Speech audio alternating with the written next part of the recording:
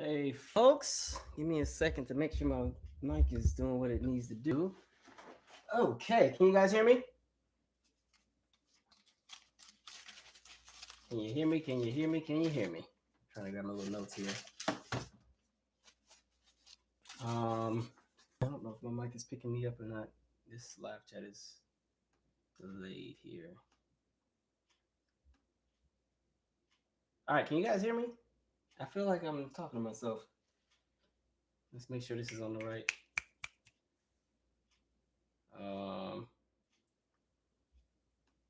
I know this thing can't be this delayed. Y'all gotta be kidding me. Okay, y'all can hear. Man, okay. Xfinity be tripping. Listen, these responses are coming in like a whole 30, 40 seconds after I ask the question. All right, that's real trifling. All right, I need this live chat to correct itself. Dang, man. Whatever. Okay, we'll figure it out. Xfinity be tripping, trying to charge me to speed up my internet. I feel like it's going slower. Maybe I'm on the wrong connection. Am I? Oh, hold on. We're about to switch connections, y'all. You might lose me for 1 second. I don't know if I'm still on this thing. All right, it's reconnecting.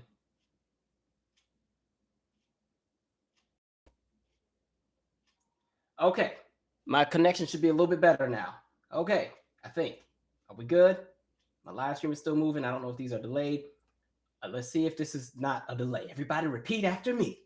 Say hello, Calvin, in the chat so I can know that this is not a delayed live stream. Boom. Okay, we're good. Thanks. Okay, so let me do my little shout outs and hellos real quick and then we'll start. I appreciate y'all. Okay, this is a little bit faster. It was hooked to the wrong Wi-Fi.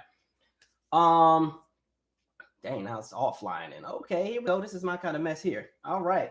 So good to see all you guys. I appreciate y'all for hanging with me tonight.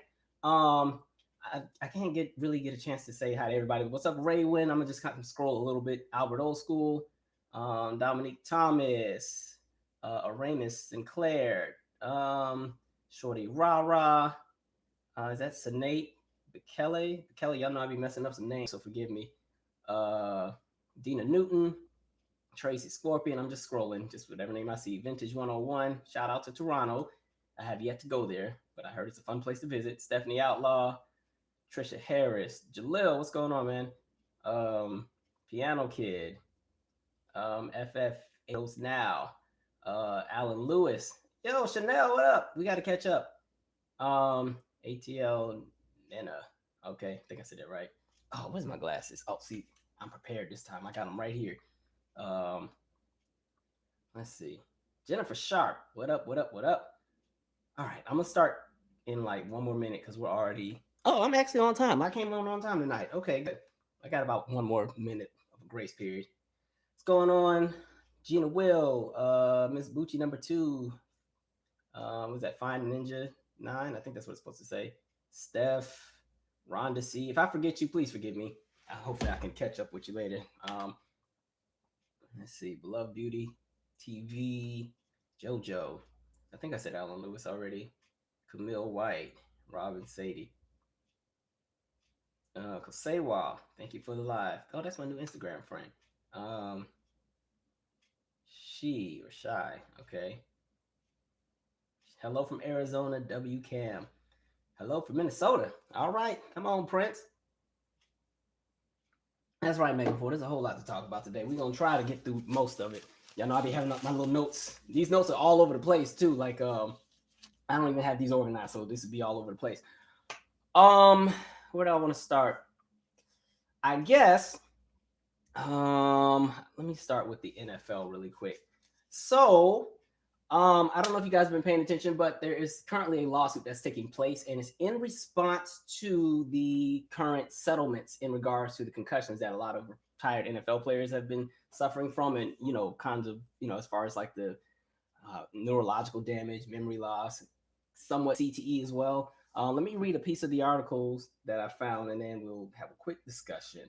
And really, what's happening with this lawsuit is that it's been alleged that with the settlement, because remember the NFL. They gave out this $827 million settlement to a lot of the retired players, but it's turned out that all of the players are not getting the same compensation, and they're using something you call race norming to kind of determine who gets what and how much. We'll get into the numbers in a second.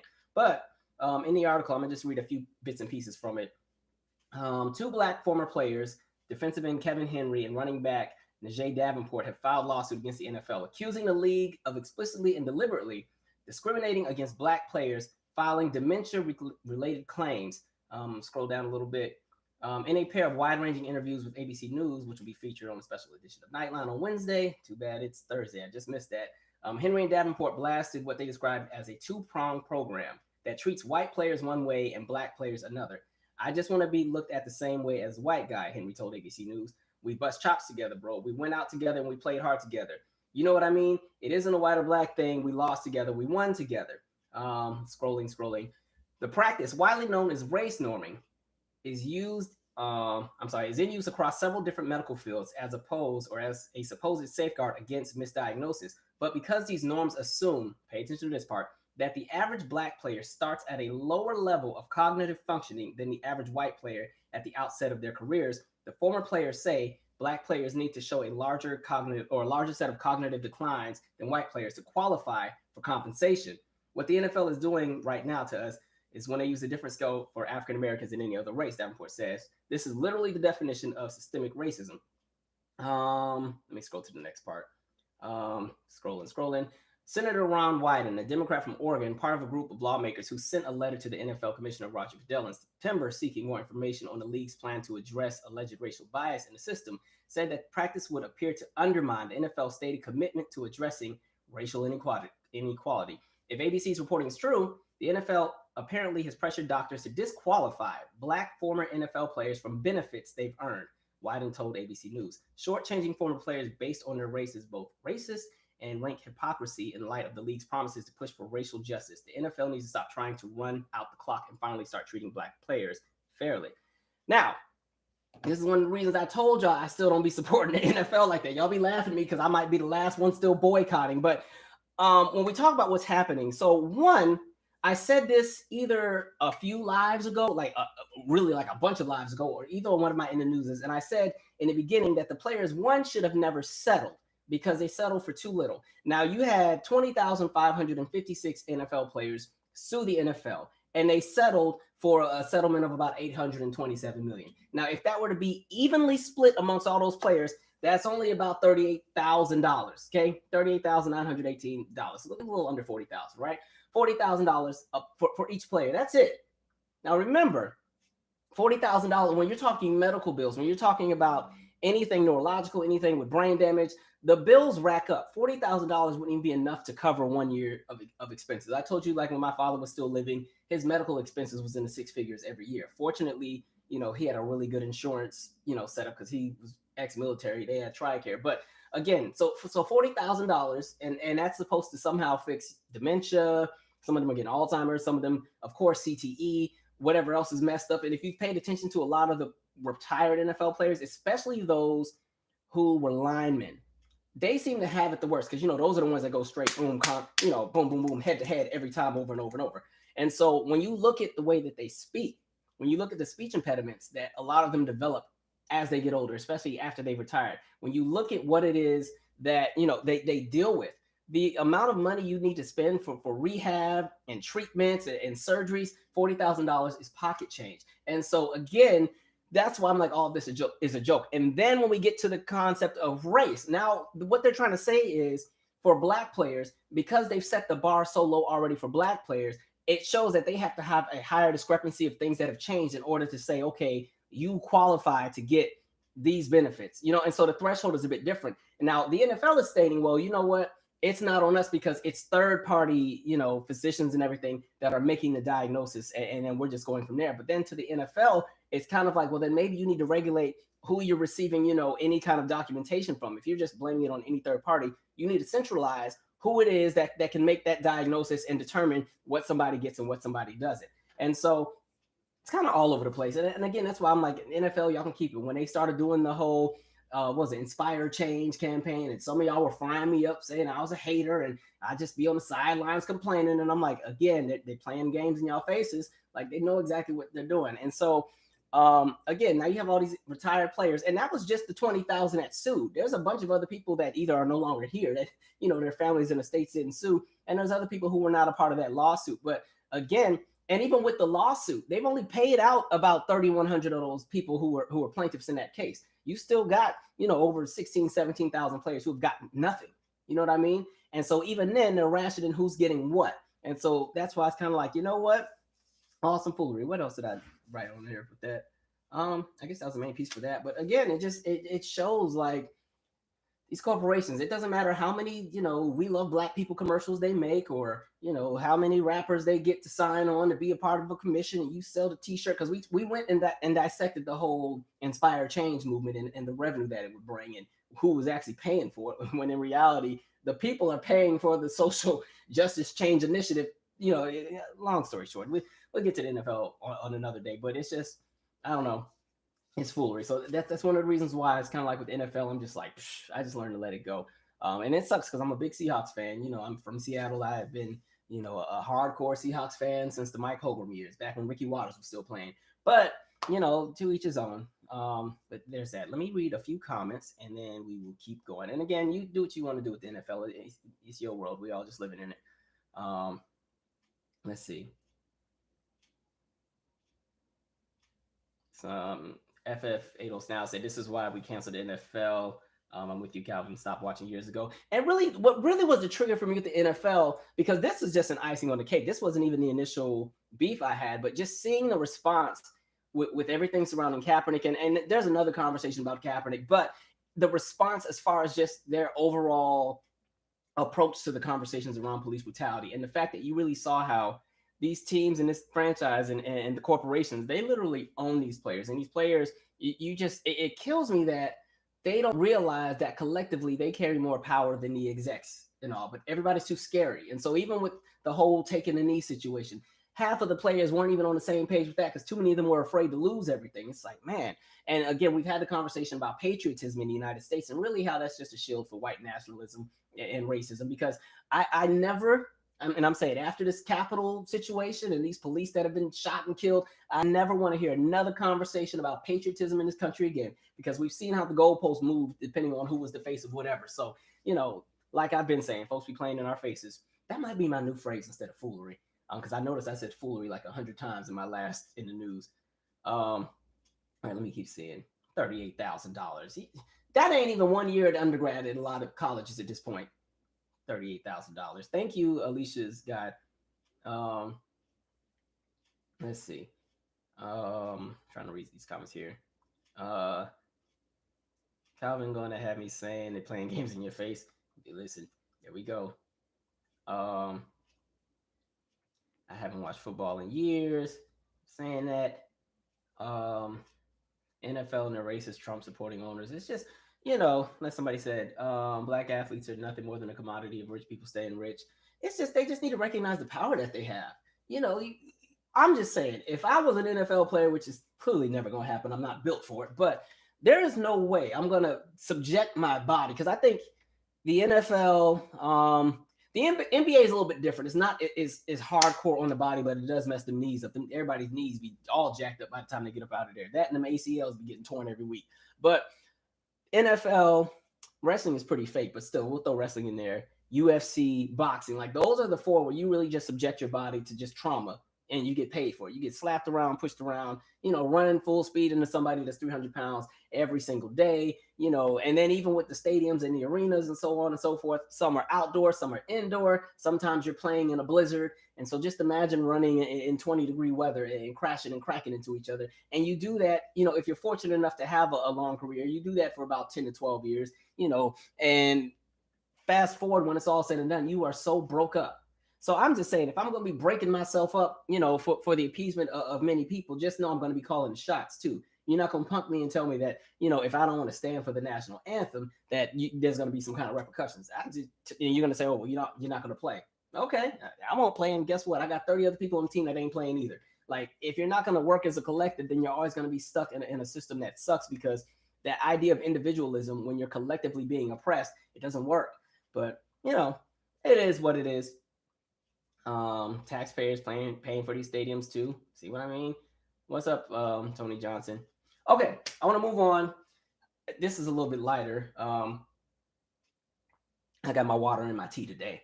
Lil Uzi Vert. That's a lot.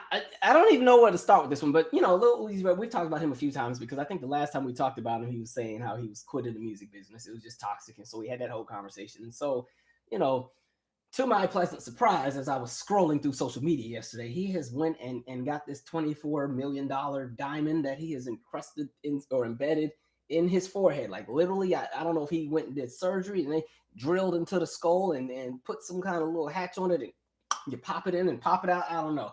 But he has this big old giant diamond just in his head, kind of like everybody was making the Thanos memes from like Infinity Wars and Avengers, but like he literally has it. It's like this big, just on his head. I wish I had something I could put there, but like this big giant thing here.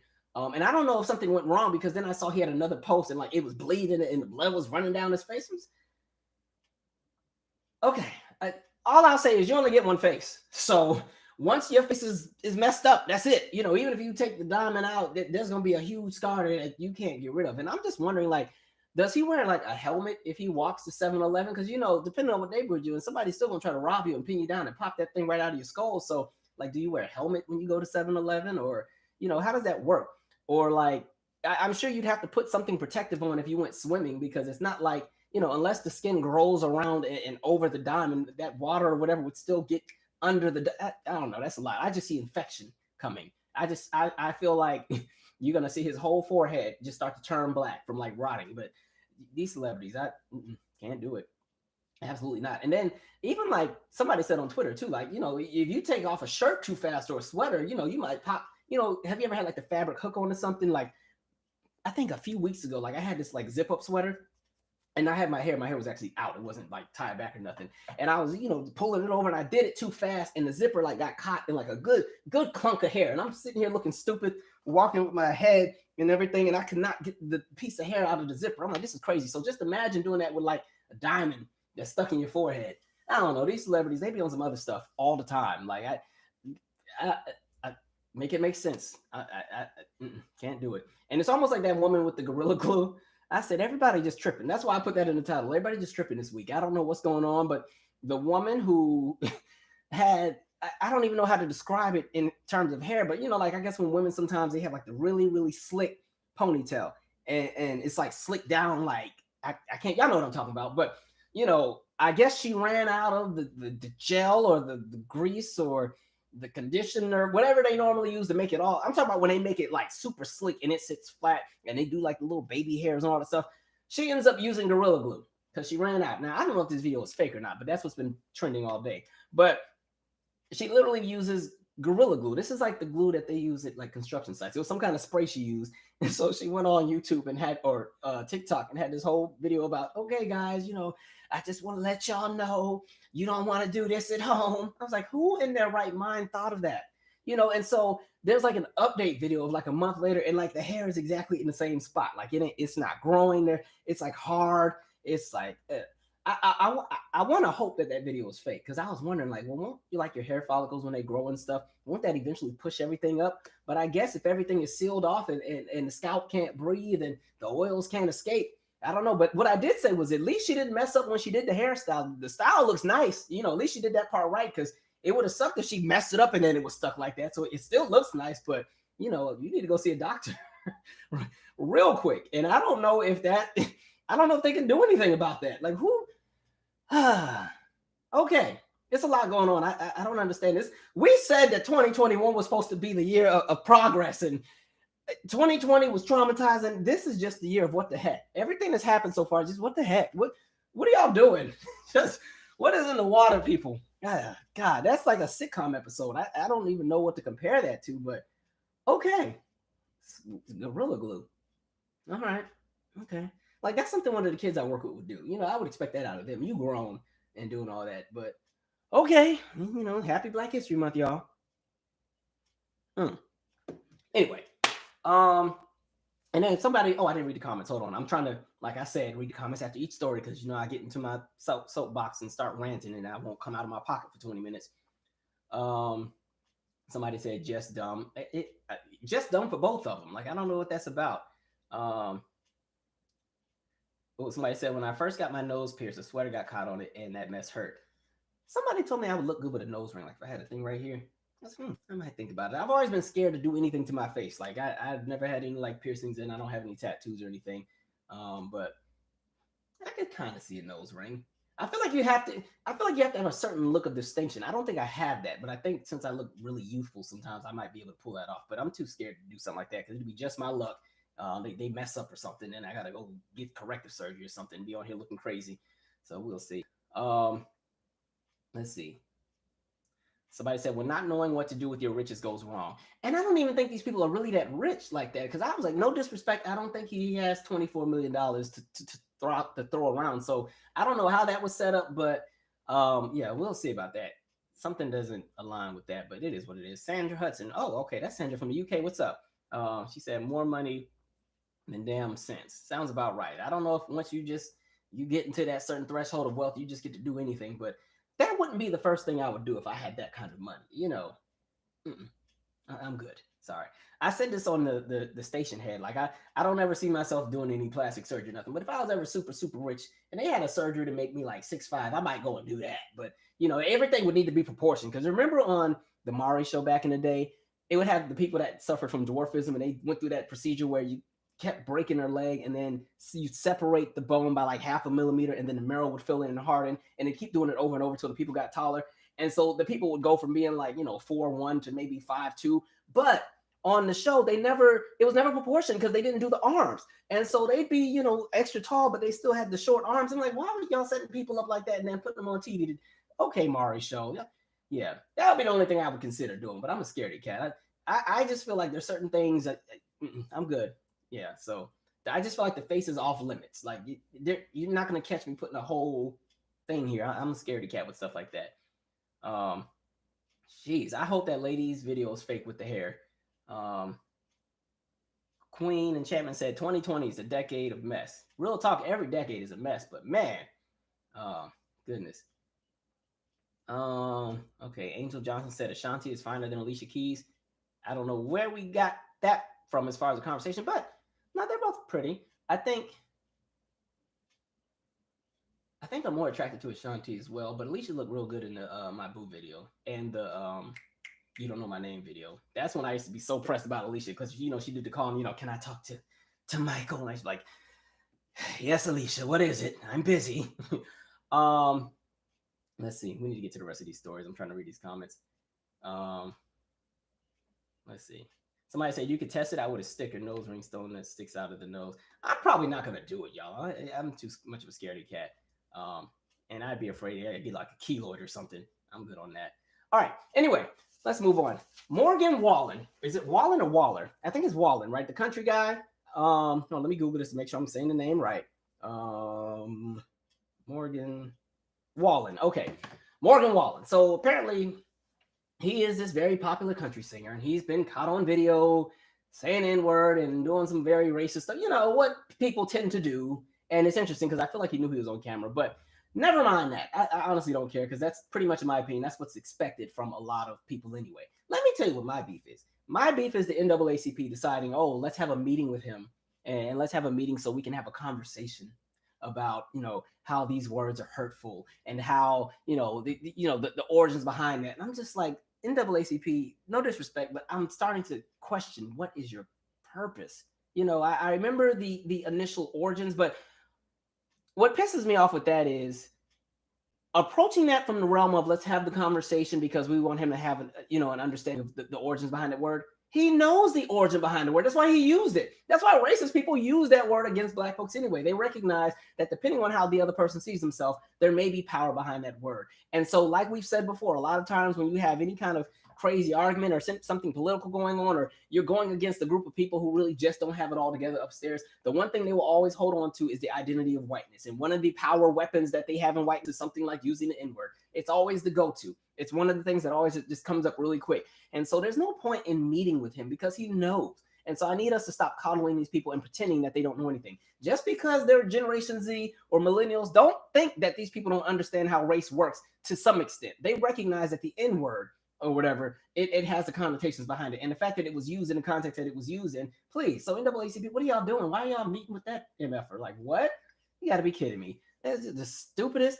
I don't know. It's like, again, people in the symbolism and all of this respectability politics and let's kumbaya. I told you I don't buy into this unity crap that they keep trying to sell. I'm good on it. Again, like I said, you keep seeing the same people who have committed the same offenses for decades still continue in that same realm even today, and they want to talk about unity and unity. But like I said, the policies aren't adding up to the words. The behaviors and the tactics aren't adding up to the words that are being put out. So don't fall for it. Like, no, ain't nobody buying that crap. And so, no, he can sit down, and NAACP from that chapter that wants to go meet with him, y'all can sit down too. Because then what happens is, you remember back in the early 2000s, there was a pattern that used to happen. Every single time somebody white would say something racist, they would do one of three things.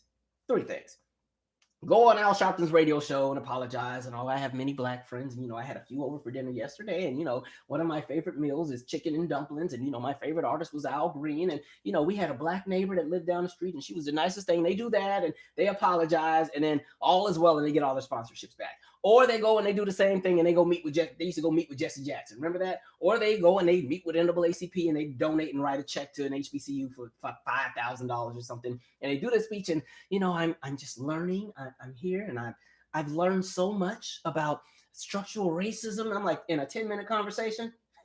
Okay, I've learned so much. And I'm like, you already knew the consequences of your actions to begin with. Don't play dumb. We ain't stupid.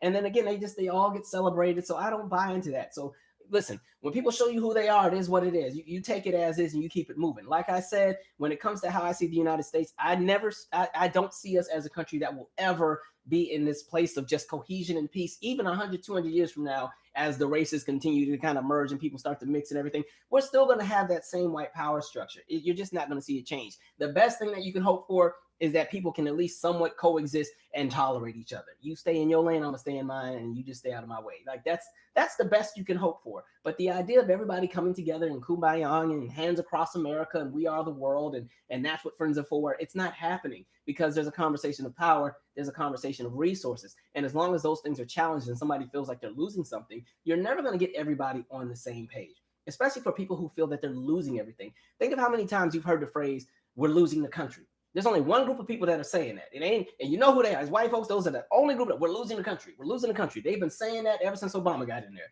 And so we're losing the country. And what do you think that means? It doesn't mean that the country is losing its morale or that America is all of a sudden becoming this, just terrible place where not in the context of like, oh, America is a terrible place in the context of, people aren't having good jobs or, the GDP is going down. No, their definition of losing America is we're losing our power or we're losing the influence that we have because now people are thinking for themselves and they're going against what it is we conditioned them to believe.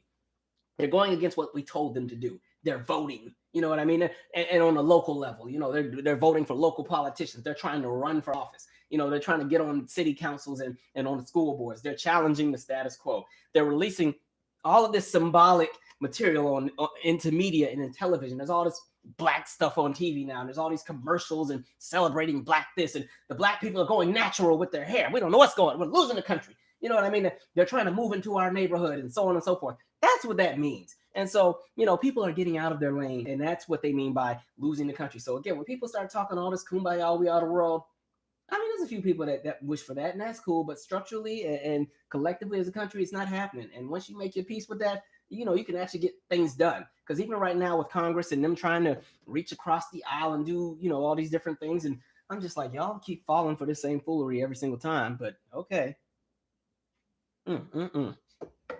Let's see. Let's read a few comments here. Yes, Al Green. Somebody's like, Al Green? No, Al Green. Oh, thank you, Dina Newton. What about when Don Imus called those WNBA players nappy-headed hoes? Nothing happened to him at all. No, you know what he did? He went on the Al Sharpton show. I remember that one. And then that was an interesting one because I think that day Al Sharpton had like 2 people on the panel, and so they're yelling at him. And then Don Imus, was it Don Imus? Yeah, Don Imus almost ends up losing his mind on the panel. And he snaps out of nowhere. I tried to tell you people. And then, they were, who you talking to, you people? I'm like, see, look how it's slipping out. They can't put the veil gets uncovered real quick once they get flustered. Words can't calculate. The racism jumps right back out, takes control. Somebody, Alana Trotman said, and my sister's best friend has a black cat dog. That's my best friend. uh, that kind of reminds me. Remember that Disney movie, Color of Friendship, where it was kind of somewhat based on a true story, but it was about the Dellums. Remember the black family in DC that was in Congress, and they had the South African exchange student or foreign exchange student, but she ended up being white. And so when she got there, it was actually kind of a little dope movie for the kids to watch. But there's a scene towards the end of the movie. It's after Stephen Biko gets killed, and Piper just decides to flip out because the white girl, I forgot her name. I think it was like Mari Bach or something. Mari Bach didn't understand why it was such a big deal that Stephen Biko got killed. Because mind you, Mari Bach's father was a police officer in South Africa, like one of the South African police officers who pretty much killed the man. And so they end up getting in this argument. And then I think a few scenes before, Piper had this friend, this black friend that went to the school, and he was like, "You should ask Mari Bach if if you'd be allowed to go to South Africa, because this takes place during like apartheid." And she, didn't understand the context of what that was coming from until Stephen Biko gets killed. And Mari Bach and Piper end up getting in this argument. And Mari Bach was like, "Do you even have any black friends?" And Mari Bach was like, "Oh, we do. We have Flora." Now, mind you, Flora was the housekeeper. "We have Flora. She is my friend. She's my best friend." And Piper was like, "No, she's probably your slave." I'm like, damn, okay, Disney. Y'all are about it today. But anyway, movie is okay, but then it finishes on the "We Are the World" tip, so it kind of ruins the ending. But I'm kind of ranting today. I'm about to get to my more serious stories in a minute. I'm just trying to warm up. Give me a minute. Somebody up. Oh, this is a shake. Okay. What does it say? Devil DM says the NAACP thinks that all we need to do is pull up our pants and pledge Greek. Oh, somebody shaking the table on that one. It is true with the respectability politics. They kill me with that. Pull your pants up. I'm like, whatever. Somebody said, oh, shoot, it scrolled. Oh, well. Color of Friendship is always my favorite movie, but I'm pretty sure if I watch it, I'd be skeeved. It's a cool movie for like kids. I think in realms of like letting kids still maintain some of their innocence as children, it works. But as an adult, it's a harder movie to sit through during the last 20 minutes because you're like, that's how it ends. Didn't fix anything. Okay, it's kind of like Dangerous Minds or Freedom Riders. Those are two very like symbolic movies, and the whole situation with the white woman that goes into the inner city school and saves all the kids. But I don't know if you felt the same way, but when I leave both of those movies, I'm always like, but what happens to the kids? Because it doesn't undo systemically what's happening to them. It's lovely that they wrote poetry. It's lovely that they wrote in a journal, but when you go back home after you close out for the day, they have to still go to their neighborhoods and deal with what they deal with. And, fast forward later down the line, they're still going to be living under that same system. But I mean, at least they know a Bob Dylan song now. I mean, that's just how I looked at it, but it is what it is. I ain't gonna lie though. Dangerous Minds, that was my movie as a kid. I love that movie, but it's just, I didn't like that there are no victims in this classroom line. That's when I was like, oh, dang, I don't like this movie no more. There are no victims in this classroom. A white woman telling that to some black kids. Okay. Anyway, let's see. I see the Pentagon also has ordered a stand down in relation to the military, where they want to take some time to address the extremism that currently exists, possibly in some of the high ranks. Long story short, because of everything that's happened in the last, not even just 4 years, but really maybe like the last 12, we've seen this influx of people who, the conversation right now is all around the QAnon folks and the Trump disciples and the Proud Boys and all these different groups that, they have built up in their minds that there's a war against them and so on and so forth. But a lot of these people are also in a lot of the agencies that protect and serve, whether it be the police, whether it be the military. And so now they're in a position where they need to actually go and clean house and dig and see who in what position is aligning with what. And I think one of the misconceptions we have about the military sometimes is, much respect to them fighting and protecting the country, depending on what's presented to us. But a lot of people who end up in the military, just because you're in the military does not mean that you are not a racist person, depending on your experience or depending on your background. And so you can talk to anybody who's in the military. They can tell you all kind of horror stories dealing with different sergeants and lieutenants and even people that are in their same rank, and just all of the horror stories of what happens in the military. Kind of like that black woman that died in Iraq. I forgot her name, but that was some friendly fire incident type of thing. One of you guys will remember her name in the chat box, but that black woman that was killed overseas, either it was Afghanistan or Iraq, but she was killed by her own team and everything like that. I think she was sexually assaulted too as well. And so, you see a lot of foolery with that, but we'll see what happens with that. Because again, even as you keep seeing the details unfold with this whole Capitol uprising thing and how, the Pentagon was already told to stand down in relation to not deploying the National Guard before January 6th and all these different things happening. It's like, all right, you got a whole lot of crazy folks in there. And you see there's a lot of Trump appointees that are still in there making decisions. So there's that. And then what else did I write? Oh, Courtside Karen. I wasn't even about to talk about her, but I guess. And then I saw Courtside Karen was trending. Now that's the clip of the white woman at the NBA game who was heckling LeBron James and got kicked out of the game and then uploaded a video, talking about how, she ain't scared of him and she would F him up and everything else. I'm just like, y'all. Oh, Lavina Johnson. Thank you. That's the lady overseas, right? Thank you. I appreciate that. Lavina Johnson. That's what I was talking about as far as the woman who was killed. But going back to Courtside Becky or Karen, whatever. So she's all on video and she makes this video, I'm not scared of LeBron. You mean to tell me da da da da da da. And what's funny is there's like this influx of white women who just are in this space of we're superheroes and we can fight everybody. Now here's the thing. There's a conversation about the privilege that lies behind that. She knows that she can pop off and talk trash to LeBron James because he physically can't touch her. Because if he touches her, it's the end of his life. He's done.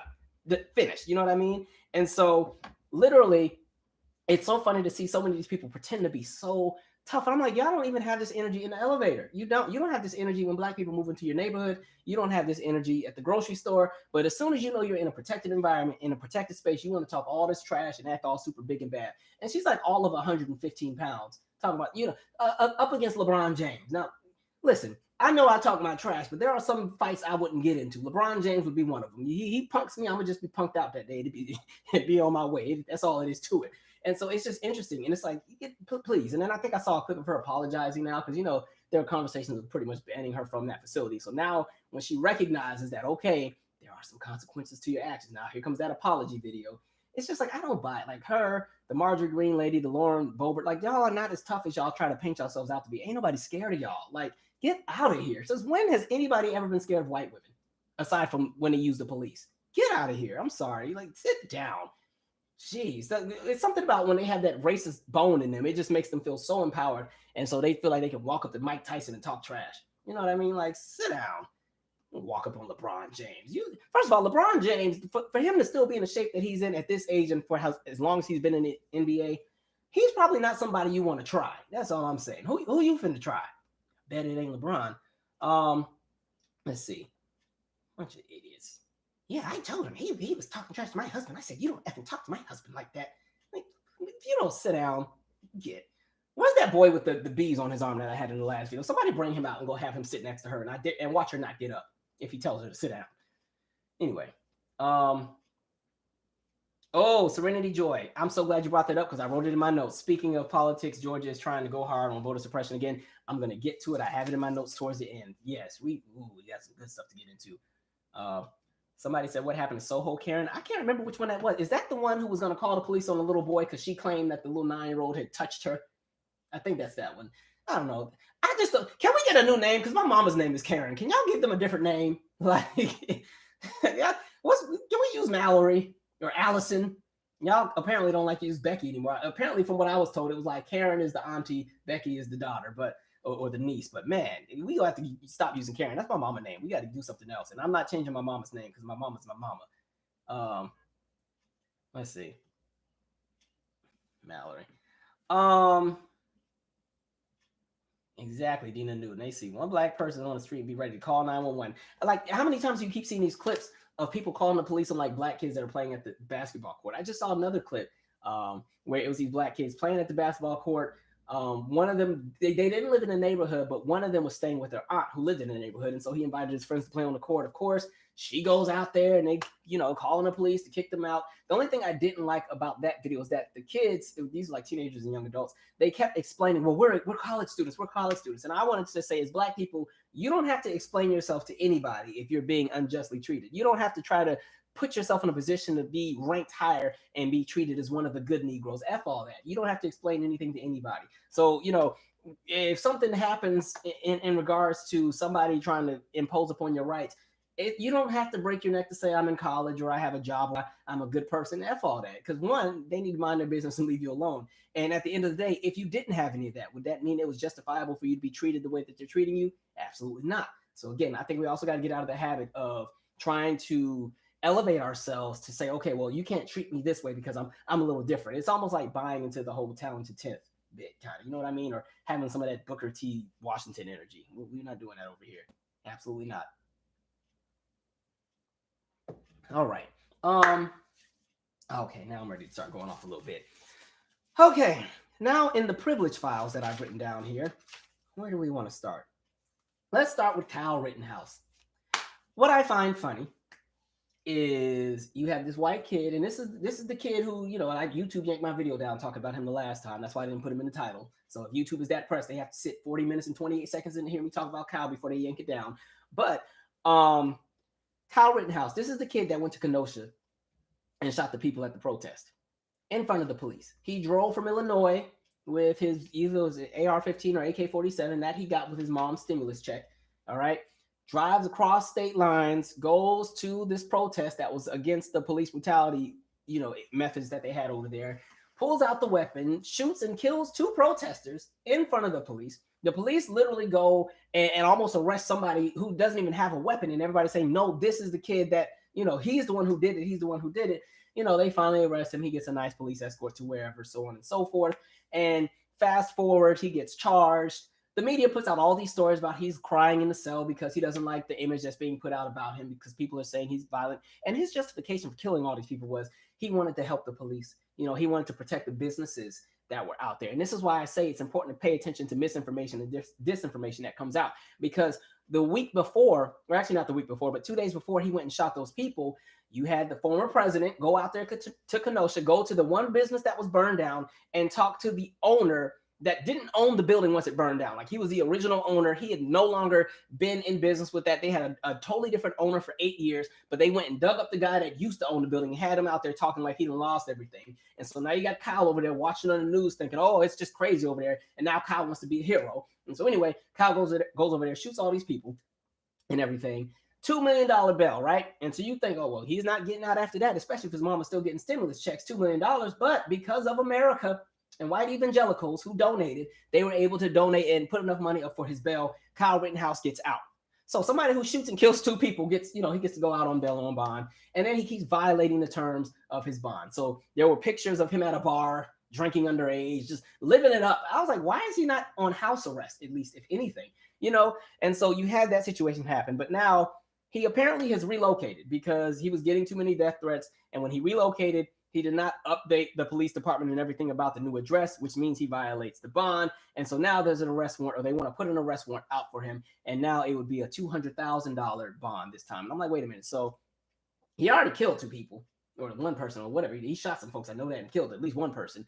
And so it was a $2 million bond or bail, right? And he gets the bail. He violates the terms of it. And so now he gets a bond or a bail that's 1/10 the size of the initial one. Wouldn't it be that you would just still get that same $2 million bail? Like, okay, you broke against that bill. We'll just reinstate it and do it again. You know what I mean? And so the privileges that exist where it's like, you know, you literally get to kill somebody. And I just keep thinking of Khalif Broder, you know, the kid in New York who, again, they pull him and yank him to the side and put him in Rikers because they thought he stole a backpack, which he didn't steal. And because his family didn't have the money to pay for the bail, he's in jail for like 2 or 3 years. And on top of that, because he kept getting attacked in the jail, he's in solitary confinement. And sadly, when he finally gets out, he is so just discombobulated upstairs that mentally he kills himself. And so when you're seeing the privileges that exist, or even in the news where we talk about the 9-year-old girl getting pepper sprayed, they didn't even pepper spray Kyle after he shot everybody. You know, they walked him to the police car. Oh, come on, son, come on. And they paraded this kid around and painted him to be a hero. Like, this, the foolery that exists. I'm just like, you got to be kidding me.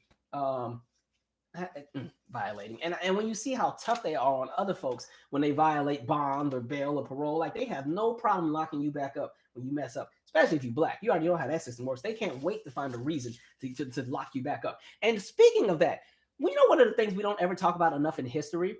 You know, we always talk slavery, we always talk sharecropping, but we don't spend enough time talking about convict leasing, because literally you almost still see forms of that even today. Because, you know, like with the 13th Amendment, you know, that's pretty much the one amendment that still allows slavery as long as you're in prison. But one of the things that happened after the Civil War and during that same era of sharecropping, because, you know, white farmers and slave owners, they weren't farming nothing. A lot of them got reparations for losing their their slaves and a lot of what they had. But one of the ways that they were also able to still stay in business was, okay, convict leasing. And so pretty much as long as you were arrested for any kind of crime, you were subject to do whatever work at the state, at the hands of the state, what the state told you to do. And so that's when you start getting the chain gangs and everything like that. And the saddest aspect is that a lot of the people who were in like the ideas of convict leasing, a lot of them were kids. Like some of the youngest ones were 7 and 8 years old. I wrote a note down that I want to mention. Listen to this piece. It says, just in the state of Alabama alone, at least 200,000 African Americans were subject to convict leasing in Alabama over an 80-year period when that system was formally ended in 1941. And so think about what was happening in 1941. It's also World War II. So just think about the fact that for some of these people, I'm sure that the option that some of them had when it came to getting out of their convict leasing system or whatever they were in was, okay, we'll let you out, but you have to go to war. I'm about to do the research. I know I'm going to find it somewhere, but I'm sure that's one of the things that happened. I believe it. But one of the sadder things about the whole idea of convict leasing also was that the average person who was in that system only had a 7-year lifespan. And that is because the difference between convict leasing and with slavery was that when it came to slavery, even though the slave masters were as terrible as they could be, and they mutilated the slaves, they killed some of them, they didn't like to kill their slaves because, again, it's coming out of their pocket. However, when you're talking about convict leasing, this is the state providing people. So if you had somebody in that convict leasing system in your jail, in your prison, or anything like that, and they're making the license plates or making whatever they were making, if one of them happened to die, it was fine because you could just go and arrest the next person off the block and put them back in the system. So sometimes the conditions as far as life expectancy and as far as some of the abuse, sometimes depending on where they were at, was sometimes even worse than what was happening on the plantations, because as terrible as slavery was, the slave owners still needed their slaves to still do work. I don't like the word slave, but for the context of this conversation, that's where we're at. And so with convict leasing, it was like the conditions were even worse. And because now you also had a lot of former slave owners who are now broke, who don't have their same plantations. Some of them still have the sharecropping thing going, but a lot of them are flustered and frustrated. A lot of them, and the ones who were working on the plantations, who are no longer working there, because remember, a lot of people could not afford slaves, but they were employed by the plantation. So a lot of the worst offenders, when it came to the abuse that took place, as far as what would happen against those who were enslaved, it came at the hands of the handlers, the people who were employed by the slave owners. Where do you think a lot of them went to work once slavery ended? They worked at the jail system. They worked in the prison system if they weren't overseeing what was happening at the sharecropping. And then when you put it all together, I wonder how much of that correlates with some of the brutality that happens in the prison system today with the policing guards and everything like that. See how everything just kind of goes full circle? Hot mess. Absolutely crazy. Absolutely crazy.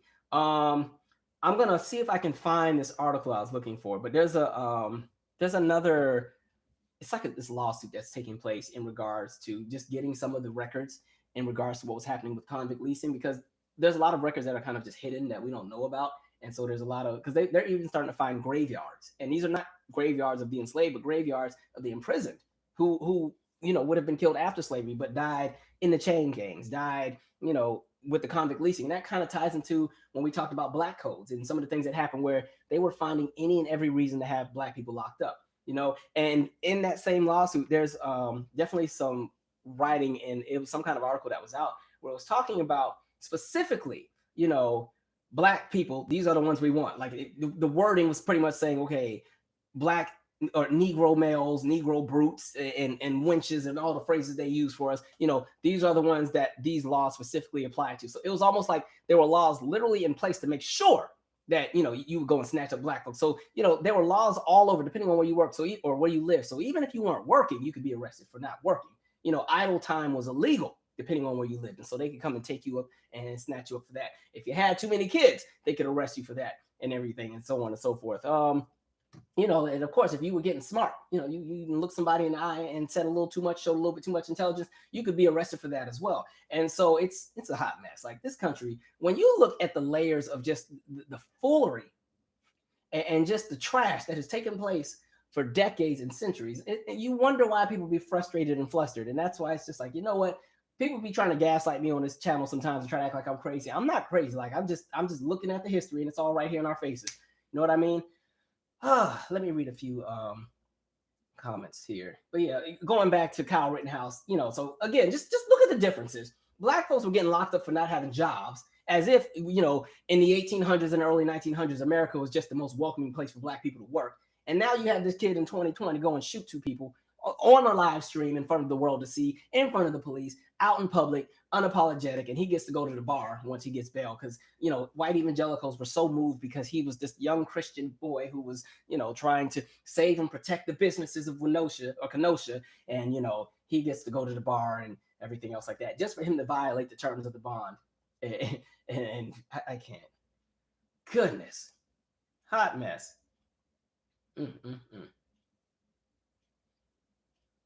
I always say we're blessed and fortunate to live in the era that we live in. People always try to say, oh, I wouldn't have been able to live back then. They would kill me. I would have been fighting. And I'm like, just remember that, again, any perception you have about what was happening back then, you're looking at through the lens of being in a privileged space to live in 2020. 2020 isn't the best time to live, but you're living in a space where you've been afforded the luxury of somewhat of an education, the luxury of somewhat having a less violent life than the people had to exist and, you know, matriculate through, and even live, you know, in a system that is not just straight up slavery, you know. So I always say have respect for those who came from those earlier eras because they went through so much stuff. Try not to cuss.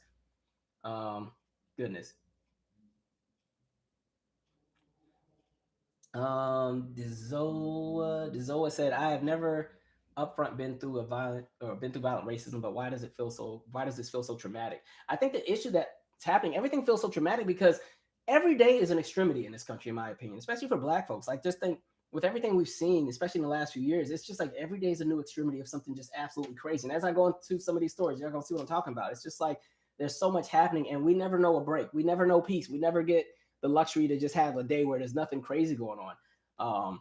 It's I don't know. A lot of people have been going to bed every night with hypertension, just with everything surrounding the world, surrounding their careers, what's happening in their neighborhood. It's a lot. People are drained, and then you're forced to still get up and go through it all over again the next day. You still got to go to work, and some of y'all are in those positions where you're the only one in your office. You got to deal with the microaggressions and the verbiage, and you're too emotional, or you're aggressive, and, you know, so on and so forth, or your hair is not professional or anything like that. And, you know, you can't bring too much of your fun lunches or heat nothing up in the microwave because somebody's going to complain about the cuisine in the microwave. You know, there's too much stuff. It's draining, absolutely draining. Let's see.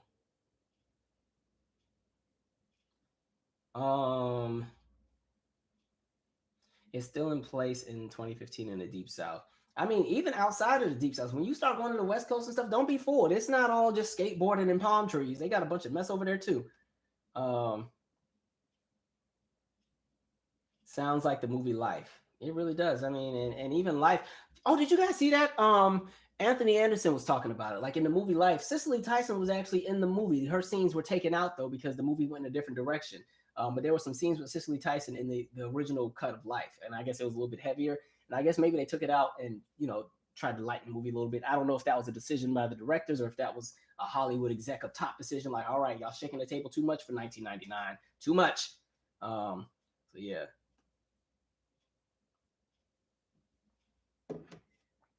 All right, I want to keep moving because I'm only on page number 4, and I think, what time is it? I can't see my clock. Oh, 9:54. We're doing okay. This trick. All right, Marjorie Greene. Okay, another example of a white woman who was running around here like she's some superhero, like she won't catch it on the street corner if somebody really walked up on her. But so I saw that they pretty much stripped her of her. What's up, James Hudson? They stripped her of her committee rights. You know, she was on the committee for education and labor and budget. Now, if you don't know, Marjorie Greene she's from the state of Georgia. She ran unopposed, so she automatically got in. Now, she is the one who, when I say worst of the worst kind of person, because, you know, there's a lot of politicians I don't rock with. Mitch McConnell's my number one. That's the one Trump get on my nerves, but Mitch McConnell is on another level. Like the foolery that Trump had, I expected out of Trump because Trump is just already slow to begin with. But McConnell, that one there, I can't say because I got to make sure I don't get demonetized. But, you know, Mitch McConnell, Ted Cruz, Jim Jordan, Rand Paul, Lindsey Graham, Kasich, you know, some of them are the worst of the worst. But that day, Marjorie Greene, Lauren Boebert, Michelle Bachmann ain't really in power like that anymore, but some of them are just as bad. But so Marjorie Greene is the one. She's like, they keep doing this whole QAnon thing, but I guess that's the new wave at the moment. She's one of the QAnon people, and, you know, she's the one that was seen on tape like harassing the Parkland students. Remember those kids that all got shot up and killed in Florida? Because, you know, in America, the schools get sprayed up every week. That's the one good thing about COVID. There hasn't been any school shootings since what, 2019. But anyway, she's the one that's been harassing some of the Parkland students. I think she had this picture where she posted, because again, they're so pressed about the Second Amendment, where she has the weapon or the AR-15, and it's pointed at who people like to label the squad. That's the congresswoman from Minnesota, and who else? AOC, and there's like two other ones. I'm skipping all the names. I know who I'm talking about. Ayanna Presley's one of them, and so she has the weapon because she has that out there. She's just done a bunch of crazy things. Apparently, the other thing I heard was something about Jewish lasers starting the forest fires or something. She's just a little loony, right? Just cuckoo. And then she's the same one that walked up on Cori Bush in the Capitol. Now Cori Bush is the new congresswoman as well that came out of Missouri and everything like that. And Cori Bush had to end up moving her office to another side. And so, Marjorie, can we just talk about the privilege that exists with some of the people that get elected? People who have no credentials and no experience in anything, but just because they've harped onto some crazy extremity type, or crazy extreme viewpoints that, can pull in a weird type of army or backing, these people get into positions of power. The fact that they were going to possibly have her over education, as if we didn't just suffer through Betsy DeVos or DeVos, or whatever her last name is. Now you got to deal with her on that committee with education, and then you're talking labor and budget. Oh, I know she would have been cutting every food stamp known to man. The way y'all would have been having to do drug tests for food stamps, and food stamps was going to be cut, everything. I know she was going to cut everything. Education, any kind of entitlement program, she was going to be cutting and chopping. Oh, goodness. But just, I don't know, absolute chaos. And the thing about it is, so the House, even her GOP folks voted against her, all but 11. They stripped her of those privileges. But I do want to say, people like her are not going anywhere. That energy is already out there. You can't get rid of it. And so now, as a country, folks have to figure out how do you maneuver and still run a country with people like that who are constantly going to keep coming out of the woodworks and gaining positions of power. Because again, when you have a collective of a country of people who choose to not really do the research, who are easily manipulated, because the mind is a very easy thing to manipulate. Think of how many people end up in cults. Every time I watch, did anybody see, it was like that, I think it was on HBO, that documentary with the Nexus people, or Nexium or whatever, that dude, he had a whole sex cult that all the people were going into, and folks didn't spend $200,000 being there, and he's over there branding them like they're freaking cows and stuff. It's so easy for people to fall into stuff like that. Or even like with Jim Jones, you latch onto the vulnerabilities of people, and sometimes the things that people don't know as far as the ignorance of people, and you can get people to do all kinds of stuff and fall in line with a bunch of different things. And that's what you're seeing. A lot of people who are not interested in making the country better, they're just interested in being in power or being seen as a hero, because a lot of folks think they're at war. And I'm like, who are y'all at war with? Yeah, whiteness fighting whiteness. I don't know. Anyway, what else did I write?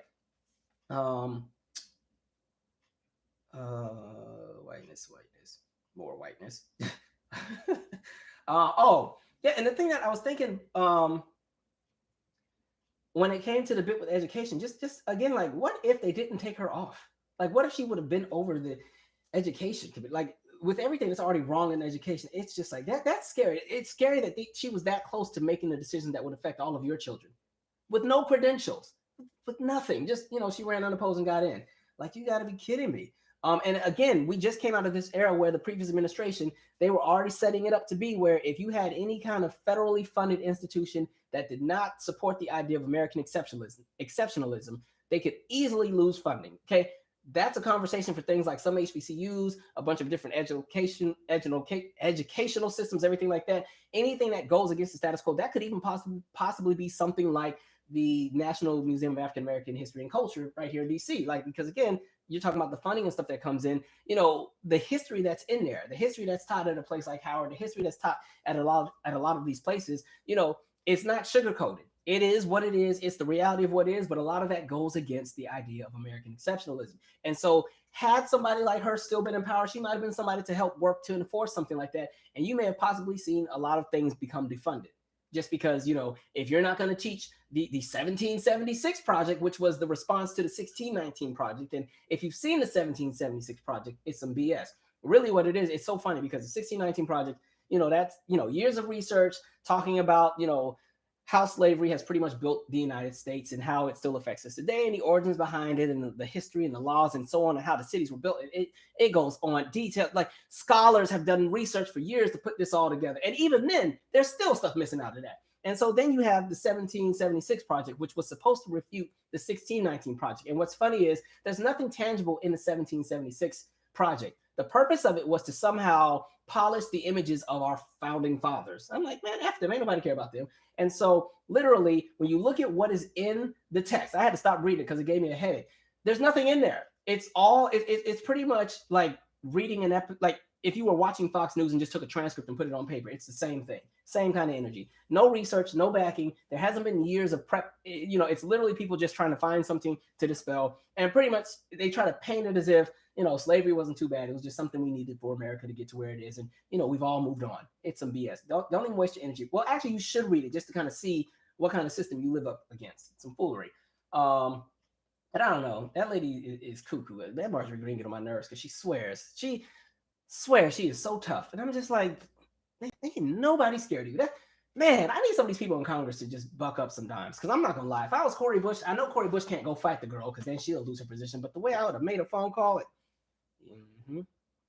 yeah, she got off at 5 o'clock. She's wearing a green blazer. She has a mask on that says silenced or censored. But yeah, she got a green blazer on. Now listen, she drives like a Toyota Prius. Now she park on the east side. East side. Exactly. All right. Like I would have made a call. It would have been handled real quick. Call some cousins up, handle it. Somebody who has no connection to you, because there is no way you're going to walk up on me and talk trash and then think you're going to sit here and punk me every day in my office. You got the wrong one. You got to learn to play into that system. And they start doing the research and start tracing the phone calls. I don't know what you're talking about. No, it was, if I was Cori Bush, no, it was just my Avon order. It was just Avon. Yeah, it was just ordering, I try to get a face mask. That's all.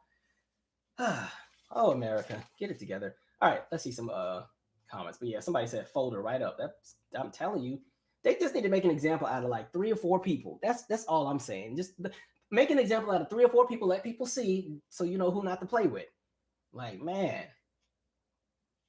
Boebert, yeah, Boebert is crazy too. That's the one from Colorado who she's the one who keeps setting off the metal detector at the Capitol because she don't ever want to leave her gun at home because she thinks she needs her gun to be in the U.S. Capitol to work amongst her peers. I'm like, you the main one now sitting there inspiring what happened on the 6th. Don't be scared now. And she's not scared of people breaking into the Capitol. She's claiming that, D.C. is just this out of control place with crooked politicians, so she has to protect herself. I guess, whatever. But when you're in the chambers, again, half the people in Congress are like 93. So really? No disrespect to my older followers. I love and support everybody who's older. We can gain a lot of knowledge from the older people, but still, one punch to the heart to take somebody who's 93 out. That's all I'm saying.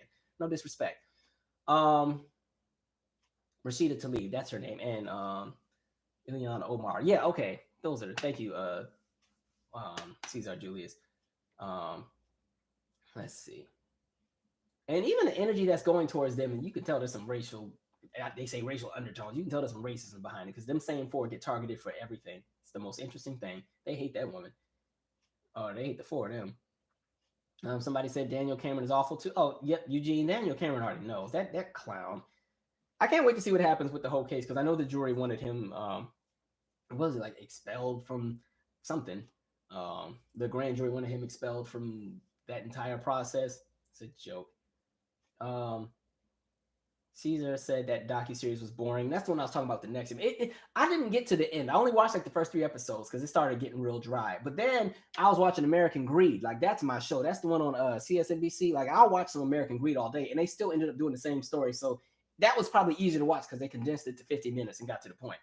Because once they start going in depth with the people who are in the cults and then they start talking about, what they had for breakfast and all. I'm like, all right, y'all, okay. I know you got to stretch this out to an hour so you can get to the next episode, but all right, y'all just put anything in here now. What? Kevin Plump. Anyone hear about the white couple who got shot to death over snow? That sounds very American. I haven't heard about that though. Shorty Roberts said, we as Black Americans who've been here for centuries need to tell these white people that we're Americans. It's been age that Black people have been here for a lot longer. The fact that you got to fight and claw to prove that you belong is some bull. Like this country, I swear. Do you think the U.S. needs a third party? Yep, I've been saying that for like the last 18 months. And like I've said before, this is the perfect time for those of you who are pro third party. This is the perfect time to start grooming and setting up your candidates for like 2028, 2032, 2036. Because again, the idea of a viable third party candidate that actually would have a shot at winning a presidency, it takes more than 2 years of ground grassroots work and knocking on doors. You have to literally change the entire mindset of entire collective, and you have to have enough people who are willing to leave their party. And it's not saying that you get a third party that is so big that it can overpower the other two. You get a third party that has enough people represented. This means you got at least 20, 30 million people in it. Like I said, that's a lot of work. And pretty much they're able to influence the decisions that would be made with the two larger parties. That's how you leverage what you have, because it's going to be very challenging to make a third party that would carry just as much weight as a Democrat or a Republican party. But to have a third party that carries, enough weight where they have, a strong sample size that's represented, that can really, cut a huge patch when we're talking, revenue and everything with what goes to the DNC or the RNC, you can really inspire some things. Because again, when you're talking millennials and Generation Z, that is 37% of the voter demographic. So just assume everybody out of that 37% all decided to leave the GOP and leave the Democrat Party and go to the new party, the no BS party. That's not enough people to win an election, but that's enough people to make the other two parties pay attention and say, okay, we've been tripping. I guess we'll have to listen to one of y'all, otherwise we're going to lose. Because if that full party pulls their energy and support, then these two parties can only depend on their heavy base. And again, if half their base is also left, there's no room for, it's very cut and dry. So again, those of you who are third party folks, listen, start grooming them candidates who y'all are pushing out there, push them out there now, start pushing the verbiage and the language and the narratives and the things that you would want to do, get your funding and go on and so on and so forth. It's not something that can be done in one presidential term. So you're going to have to expect that it's going to be an 8, 12, 16-year journey. That's, again, you're going against a system that has been institutionalized for hundreds of years. And so you can't undo it all in 4 years. You know what I mean? Anyway. Oh, Clarence Thomas. Ain't nobody thinking about no Clarence Thomas. Ugh.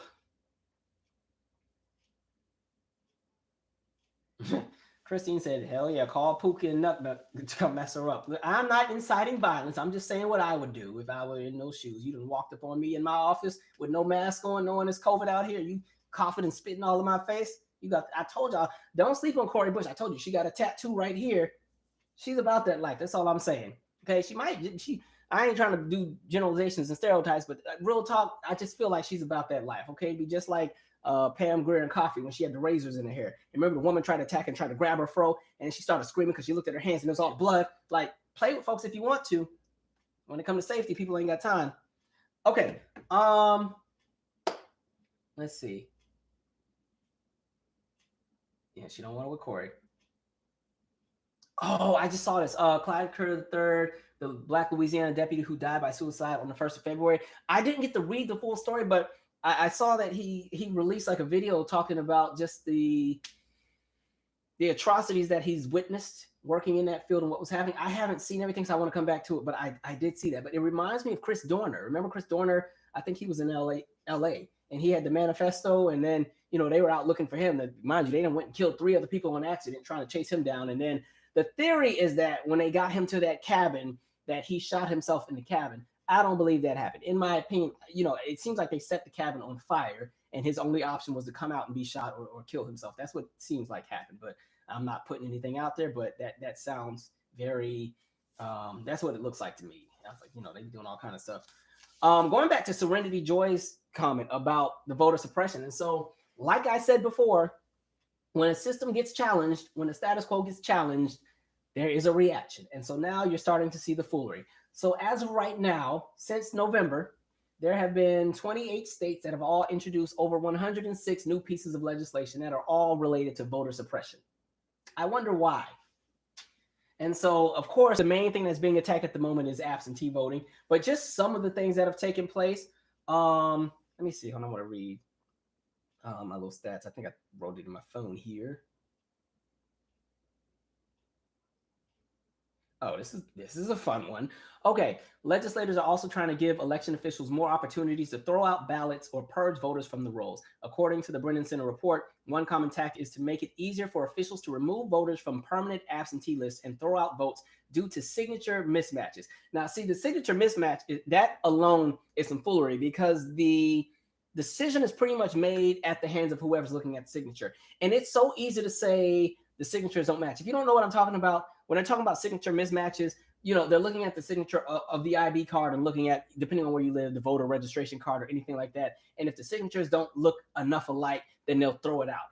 And so the problem with that is if you have people who already have ill-willed intentions, they can just say, oh, these don't match, they don't match, and they can just throw stuff out. It doesn't really matter. And so when you talk about what happened in Gwinnett County, Georgia in 2018, how they purged a lot of voters from the rolls, they all got purged because it was like, oh, well, a lot of these people didn't vote in the last local election, so they're inactive. Purge them. And so they'll find all kind of ways to purge people out of a system all the time. That's how Brian Kemp got up in there to begin with. He clearly lost that election, but they purged, what was it, like almost 200,000 voters off the voter rolls that time. Absolutely crazy. And so what was that at? A measure introduced in Pennsylvania, despite the state Supreme Court explicitly ruling that a mismatched signature could not be the sole reason for rejecting a ballot. Republican state lawmakers also want to increase poll watcher access to ballot counting processes, move up ballot postmark deadlines, or remove secretaries of state's discretion in setting those deadlines, and allow officials to be more proactive in purging voter rolls, to the point of allowing practices that the courts have deemed improper. In addition to that, some of the other things they want to do, let's see, of course, more voter ID laws. They want to make it even harder.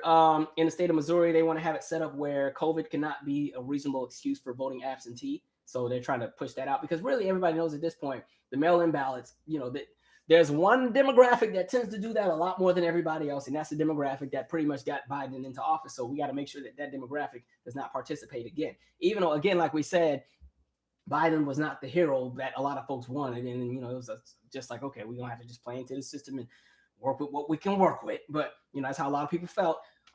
Arizona, they want to have it set up where when you have the mail-in ballots, they have to be notarized. So now you're paying to vote because in order to notarize something, you got to spend a little bit of money.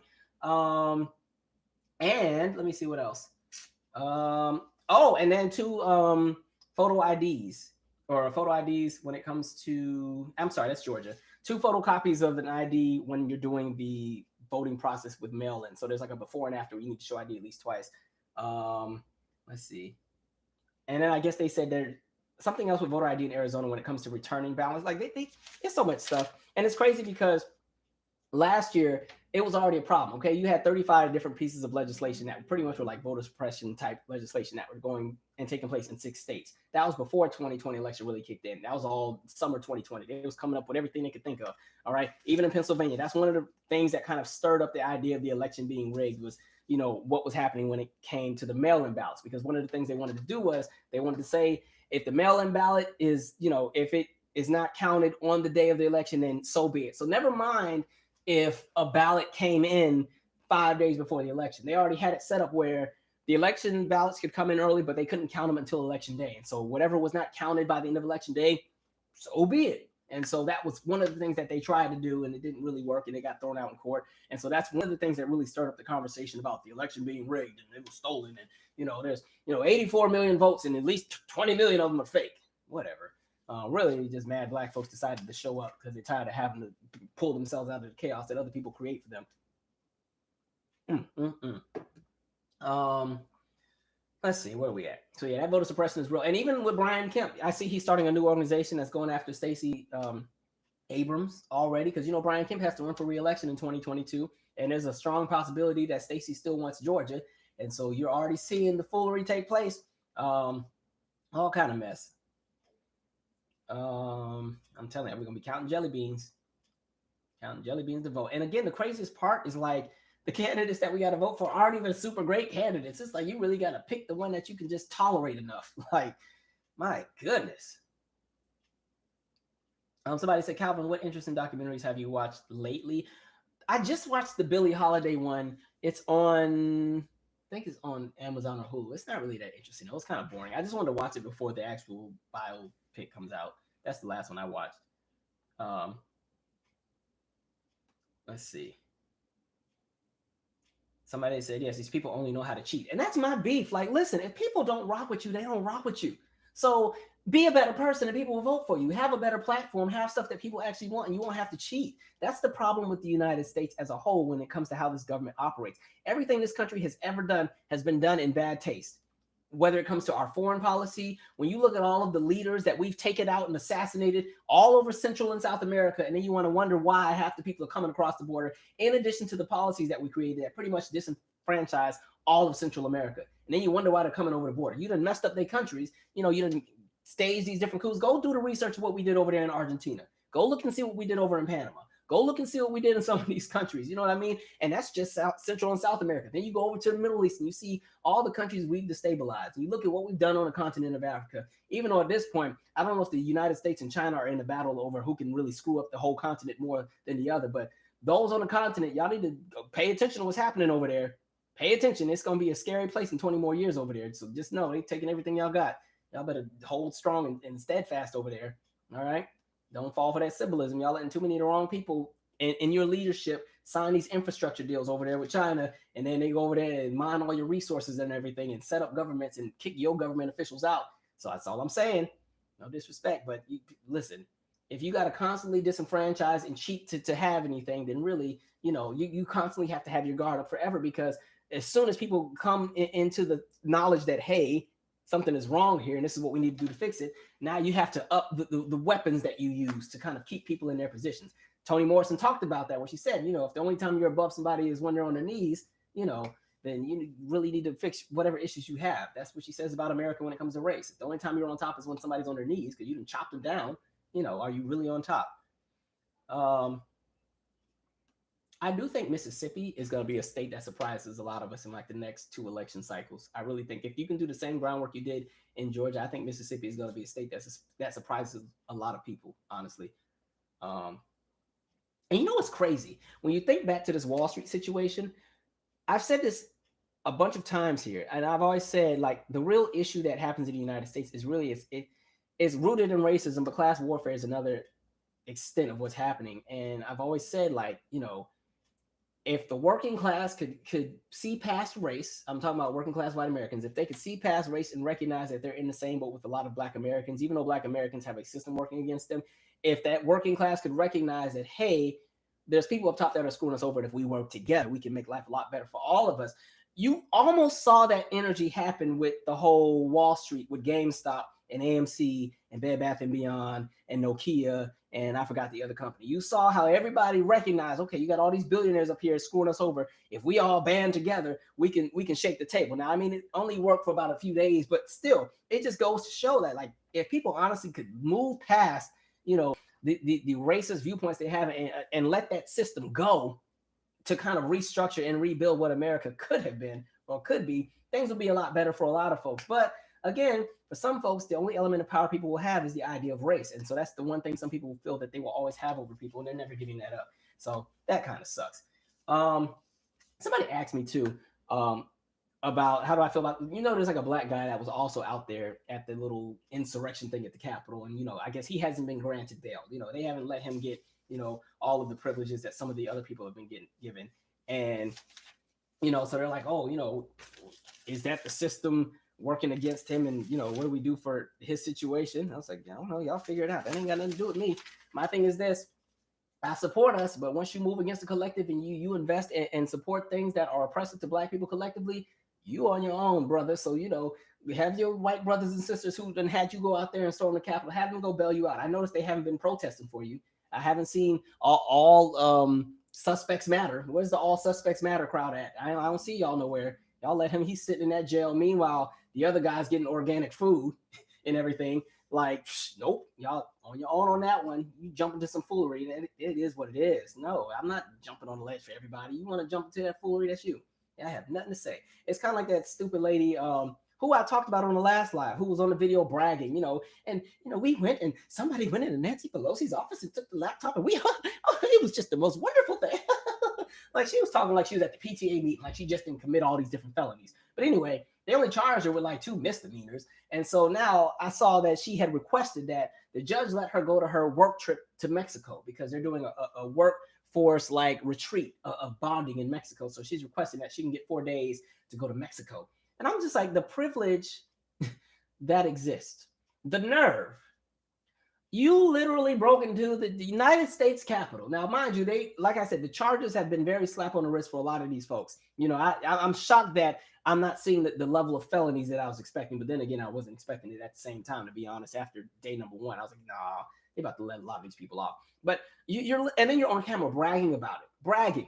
You played a role into all of that. And, you know, because if that were me, the way they would have had me on like the no-fly list, and I would have been in Guantanamo Bay if that's still open, they would have had me on everything, you know, chained up, solitary confinement, you know, eating bread and water. And so she hasn't, I don't even think she's in jail, but she's requesting, you know, can I have the permission to go to Mexico? No, like that's not how this works. Because I mean, I don't think she'd be a flight risk for this. Because again, it's 2 misdemeanors. Then, if anything, they might give her like 3 months in jail, and then of course it'd be a suspended sentence. They'll let her out because of overcrowding. But what Mexico?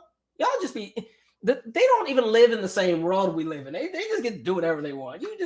You are on national TV doing all kind of crazy stuff and got the nerve to say, well, I gotta go on vacation. Okay. That's kind of like that Cosby episode when Vanessa had snuck out with Jeremy and everything like that.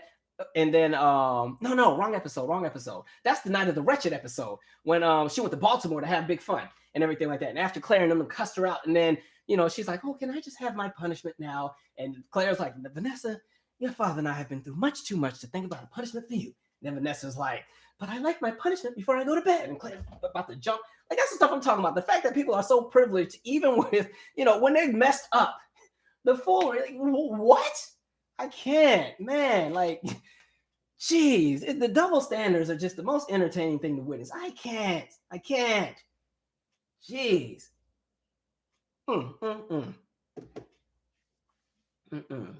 I might have to watch that episode tonight. That's my episode. That is my episode.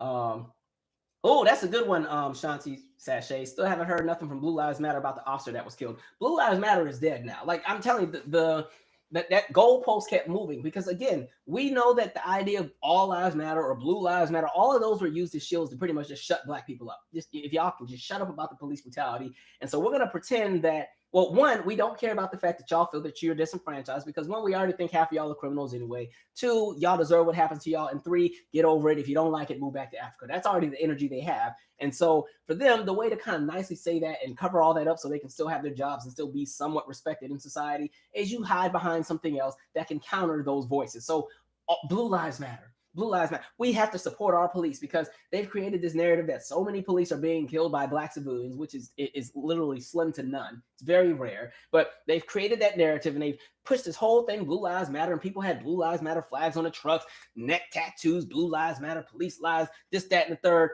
And again, it's kind of like, no disrespect, but again, that is a career field. That's an occupation. You can take the badge off when you get home. When you can take all that off and step outside and nobody knows you're a police officer. I can't take off my black skin. And one, I don't want to. But, you know, I'm black forever and I'm fine with that. But, you know, trying to somehow make this comparison and make that experience interchangeable. And they did all that. And then you watch all that go out the window the minute their viewpoints were challenged in regards to the election. And they felt that the police took the wrong side. And so now all of a sudden they hate the police. I said, it's so easy how the goalpost just moves around. And so, no, you're not going to hear any more Blue Lives Matter or anything. And again, I don't want to hear anything about kneeling at the national anthem anyway. The whole idea of patriotism in America, they can keep it all because we, like I've said for years, it's rooted in racism. And at this point, it's been exposed. We popped your spot. So we see it. Like, no, get out of here with that crap. Fool. Can I go to Mexico? No, that's like the affluenza kid. Remember, he killed, 2 or 4 people driving. I think he was drunk or something, killed all them people. And then the lawyers were like, oh, he's just been so rich all his life. He doesn't know responsibility. Give him a chance. And they pretty much bought their crap and gave him probation and everything. Then he violated the probation, escaped to Mexico. The mom helped do it and everything. And I'm like, you already got a slap on the wrist for killing people. And you couldn't even adhere to the demands of the little simple probation that you were on to begin with. What world do y'all live in? My God, just like, what? Jeez, like I'm gonna get to it too. I got some more I gotta say. I can't. Yeah. So yeah, I don't feel bad for homeboy that's still in there. It is what it is. And again, you have to know what country you live in. I don't care how much you align with white nationalism and white supremacists, you're still black. So the minute you stop playing that role that they've created for you and you go back to anything that somewhat puts you in any kind of proximity of being black, you're gonna be treated like a black person. That's what they did with him. He must have forgot that this is a country that's built on the ideas of incarcerating black folks. So I don't know why he thought he was gonna be exempt like this was some triple the magic school bus and he could go and do some stuff at the Capitol and then go back home. You don't get those same privileges. That ain't how this works. What are you doing? Let's see. Where are we at here? I'm gonna read a few comments. Bunch of clowns. Somebody said Vanessa was fast. You know, I feel like the best Cosby episodes were all the ones with Vanessa and Claire going at it. Those are the funniest ones. Anytime where Claire lost her mind on them kids, that would be the funniest thing. Let's see. Okay, exactly. Zenobia, Blue Lives Matter. They were out there jumping the cops. They didn't kill the cop. You know, hit him with the fire extinguisher in the head. And then the worst part was that cop was still had to serve even after he got hit. Like they said that he still was working, and then he later passed out. And then you saw them stab the other police officer with the fence post, and you see them hitting the other cop with the flag, and you saw them pushing the cop against the wall and he's getting crushed. I'm like, what kind of all lives matter is this? I don't want, or blue lives matter is this? If I was a blue life, I don't need y'all protecting me because y'all killing y'all people. What y'all doing? Y'all ain't even got y'all stuff together. Okay. Blue lives matter. Get out of here.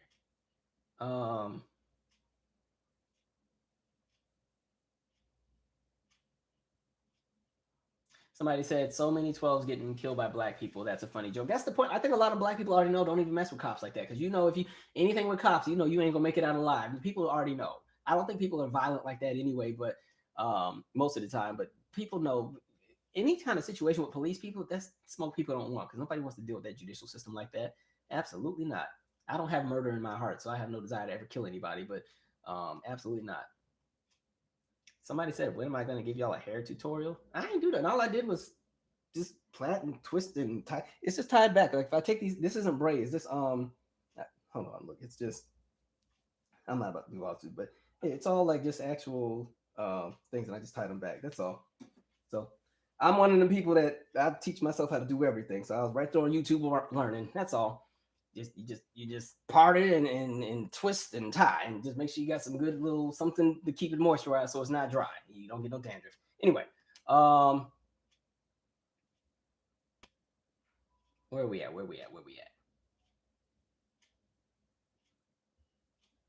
Somebody said, this is a good one, Alicia Robertson. Black folks need to be more versed in politics. It's not enough to just vote when there's a presidential election. Local officials are appointed throughout the year on your state, or in your state, you know who they are. I think it's that, but it's also, I think voting, in my opinion, is just the first step. And now there's the voting, and then there's the follow-up. I think a lot of times the follow-up gets lost in the shuffle sometimes. And to be fair, there's a lot that you have to follow. Like when you really think about being heavily politically engaged as a citizen, there's so much to think about. So again, aside from the president and Congress and the mayor and all that, again, school board, city council, the county execs and everything like that, all of the different agencies, and you know, sometimes people have a county supervisor or the county sheriff, and like all of those things you have to vote on at different amendments, but you have to also follow suit and then still go to a lot of the town meetings. One of the things that I've always done in the neighborhood for where my center is, because I don't live in the same neighborhood as my center, but a lot of times there are always community meetings, and they try their best within that community, not the community, but the city or the county, to try to put the information out there to a lot of parents and stuff. But people work, sadly. And a lot of times these town halls and stuff are while people are still at work, especially depending on because I think the way that a lot of the world is set up to assume that everybody works 9 to 5, which is not true for a lot of folks. And so even when it comes to town halls and different events like that, sometimes it's almost disenfranchising the people who don't have that kind of lifestyle because they can't guarantee that they can be somewhere at 7 o'clock, because that's the time that they go to work. You know what I mean? And so I try to go to their events sometimes and then go back to the center and share that information with the parents. And so like one of the things that's happening in that area is like WMATA, which is DC's transportation system in regards to the bus, the subway, and everything like that, the circulator and all that stuff. You know, they're expanding out into that area, and they're trying to build like a bus terminal and do all these other things. And so I've been trying to go to the meetings just to tell, you know, the families, okay, I just want y'all to know these stores right here, they about to tear down so they can build this bus terminal. So unless y'all go and vote, you can say goodbye to that store, and that restaurant, because there's going to be some buses there, and there's going to be some exhaust from that bus station flying into your neighborhood while the kids are at the park. That's all I'm saying. Just be alert. But I think again, it's action and follow-up. You have to stay on top of things. And really, it's exhausting, because even like with Warnock in the state of Georgia, you know, he's up for re-election, I think, next year, because I think he filled in for somebody or something like that. And so, you know, he doesn't have a 6-year lock-in. He has to go up and be, you know, re-elected in like the next year and a half. I'm like, dang, we just got him in there. We got this thing is draining. Let's see. More blacks are on welfare than any culture. No, they're not. That's white folks. Try again. Anyway, let's see. All right, I want to keep moving. Oh, this crap. I don't know if y'all saw this. And so again, going back to this whole QAnon situation thing, I've seen the narrative start to shift. And I don't know if you've noticed it as well, but now all of a sudden there's all these people who have magically seen the light.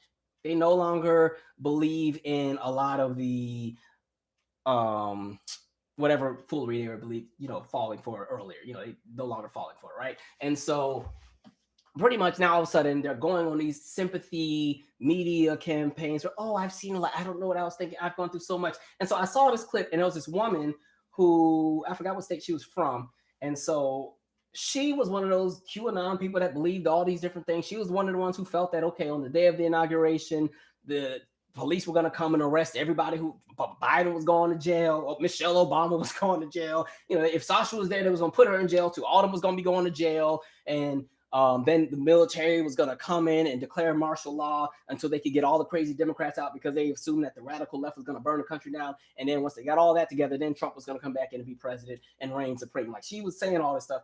And so as she's explaining her justification as to how she fell into it, it was interesting because she said, before then she wasn't even in that kind of realm. She was still, I guess, a Trump supporter. It is what it is. But she said COVID happened. She lost her job, and then she just became very interested in a lot of these conspiracy theories. And then, less than a year, she was 100% just fully embraced into it. And I just found that so interesting that it only took 1 year for all of her discernment to go out of the window. And see, that's what happens when you're privileged to live in a space where you operate as the standard, if you get what I mean. And what I mean by that is this: a lot of white people collectively in this country operate in their mindsets as a standard, because one of the things that she said was she stopped reading, she stopped paying attention to current events, she stopped paying attention to the news, which, to be fair, the news is a little bought out, so you really have to go and find independent sources, because the major networks, a lot of times, a lot of them are trash. But she stopped watching the news, she stopped reading, she stopped paying attention to anything, and she got all of her information from QAnon and from Trump. And so again, going back to what I said, when your identity is not rooted in anything substantial, because you have been taught that you are the standard, that means a lot of times indirectly you feel that you don't have to work on yourself, you don't have to grow anymore. And so she decided to mentally cap herself and stay at a level of mediocrity permanently because she's privileged to do so. And so then, again, I find it funny that in 1 year of being, disenfranchised under COVID, as if the rest of us are not living under the same system, as if the rest of us haven't been furloughed or unemployed or lost their jobs or have to stay indoors or haven't lost family members or haven't lost friends or haven't known peace, because the last year and a half has just been crazy as hell. It's funny that in just 1 year, she lost all her discernment and lost her mind. So I'm like, gee, imagine if she had to live under a system of oppression for 400 years, what she would be like. I think some of us are just built differently. That's all I'm saying. I just found that so interesting. And then the worst part is people like that end up being celebrated when they come back to their senses. They get, they end up being celebrated like, oh, Scope, now all is forgiven. And that's the other thing. Like, they get the luxury to check out from reality, because that's a privilege that exists for them. Somebody like, I feel like Black people collectively, you can't do that. We have to constantly be on our guard and constantly know what it is that you're up against and what you're going to have to work towards and protect yourself from, because there's always something coming in your direction. Just like we talked about the voter disenfranchisement a few, maybe 20 or 30 minutes ago. There's always something coming in our direction. Even with this whole vaccine situation and the rollout, and now you're seeing the numbers where, again, I just saw the thing where there was a specific set of, I guess, shots that were supposed to go to like a Black and brown population. Some independent white group bought it all and gave it all to each other and everything like that. Even with the vaccine, you're seeing certain groups are still being pushed out, even then. So I'm like, okay, maybe the vaccine might not be terrible if they don't want Black folks to get it. Okay, we'll see. But like, again, they get to be celebrated because, they come back to the light. It's all is forgiven. Okay, we welcome them right back. It's kind of like Sean Spicer, lying to the American people every single day. And the inauguration was the most packed out inauguration ever. And he's the same person that thought Frederick Douglass was still alive because he's doing great work. And then, he quits, and then he ends up on Dancing with the Stars. You see the double standard of how things operate. And so now you have this woman who bought into some foolery. She finds her common sense, and now she gets to be paraded all over the news. And, and now they try to paint the empathy story and try to make you feel bad. Like, what are you talking about? What is Will, what you going through in my comment section? I'm glad you're here and you're trying to troll, but yeah, you don't have the range for the conversation you're trying to have in the chat room, so fall back. Anyway, and so like you're seeing just that same foolery, and it just goes again to show that even with existence, there's a privilege that's there. Like, I just feel like you should always want to learn. You should always want to grow. If you think you know everything in the world, then you have so much more to learn. Like, a lot of us don't even know what we don't know. And it takes a humbling bit to really understand that. Don't make sure y'all don't block out Will, because he needs to learn this. So let him stay in the chat. Keep learning. Plus, by the way, as long as he continues to engage, it kind of makes my video stay in the YouTube algorithm, so I stay up higher and more people find the video. Good job, Will. I appreciate you. Thank you so much. Hope you get everything you want for Christmas. And so again, with that lady, I didn't feel bad for her at all. And it's kind of like I saw another guy that was on like CNN, and like he was saying some crap about I guess Anderson Cooper was, what did he say, a baby? He was gonna eat a baby or something. I'm like, y'all, how do y'all fall into something so just left field? Like, how? Somebody please make it make sense. Like, what? Oh my God. All right, let's see. Where are we at? Oh, we're gonna try to come on my channel. You can't outsmart me on my channel. You got the right one today. Anyway, let's see. Where are we at here? I don't know what that one is. Sean Spicer looks like retired Marine police. Well, okay, all right. Will said my IQ was lower. Will, you should go and see my video about standardized testing where we debunk everything about the IQ, and then you'll understand that you don't have one either. But carry on. All right. Let's see. I have time today. You know what I used to always wish? I used to wish, you know, like in Star Trek where they used to stand on the thing and then they could transport to somewhere. The way I used to wish that could be a real thing, the way I would pull up on some people. But anyway, let's see, where are we at? Kyle Rittenhouse is on the run. Wait, oh, so he's running now. What? You know, he's probably going to Mexico. You know, Kyle Rittenhouse, he might go to Mexico with the lady that wants to go on a trip anyway. They might fly together. Anyway, oh, this was a fun one. Somebody was asking me, I saw this with Anthony Anderson. So apparently, you know, he's one of those rich celebrities, but I guess he had cut his children off financially. And somebody was saying, like, do you think it's fair for parents to do that to their children as they become young adults? I think in Anthony Anderson's case, because that is not a traditional family, one, they're extremely wealthy.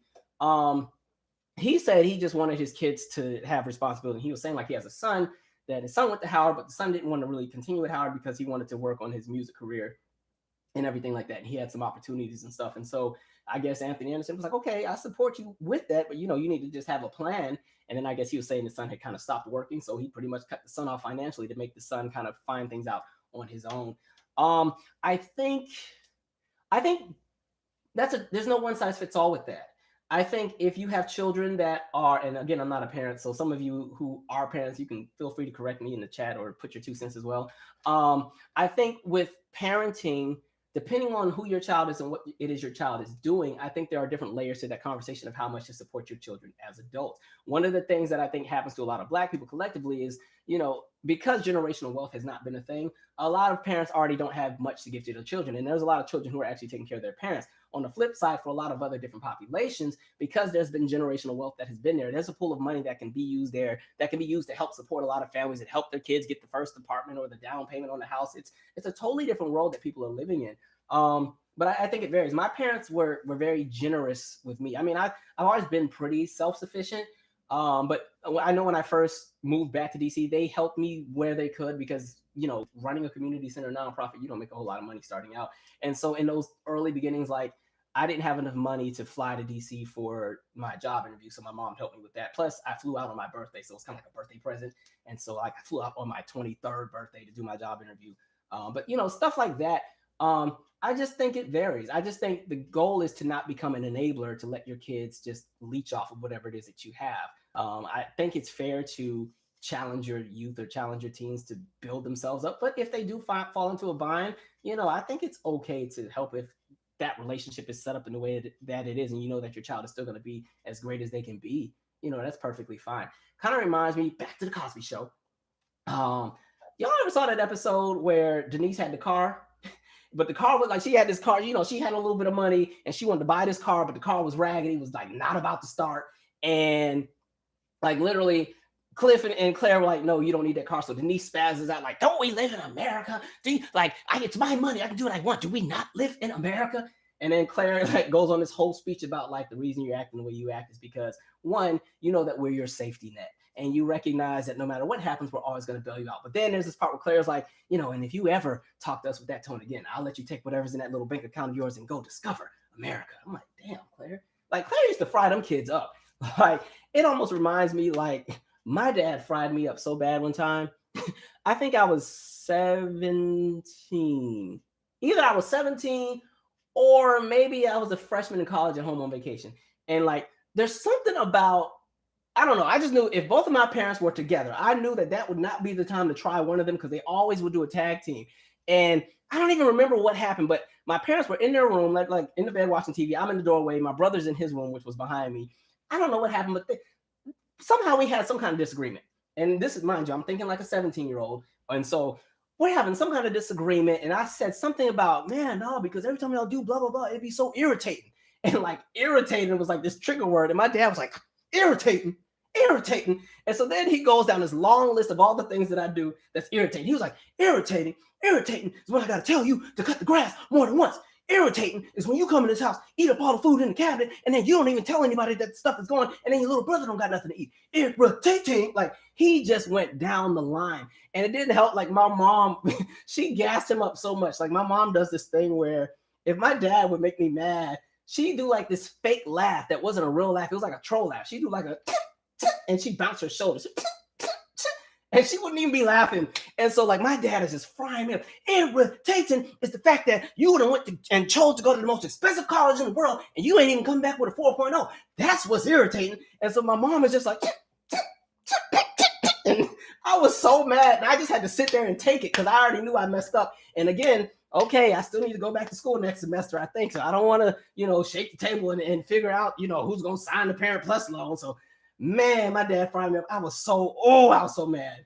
God rest his soul. That was a funny day. Like, my brother was dying in his room. That's what pissed me off. Like, behind me, I hear my brother like just pounding on the wall and rolling on the floor laughing. My mom's in my face laughing. And my dad went for like 6 minutes. He just had rounds. It was like everything he needed to let me know about. He let it all out for like 6 straight minutes. And I just had to stand there and take it.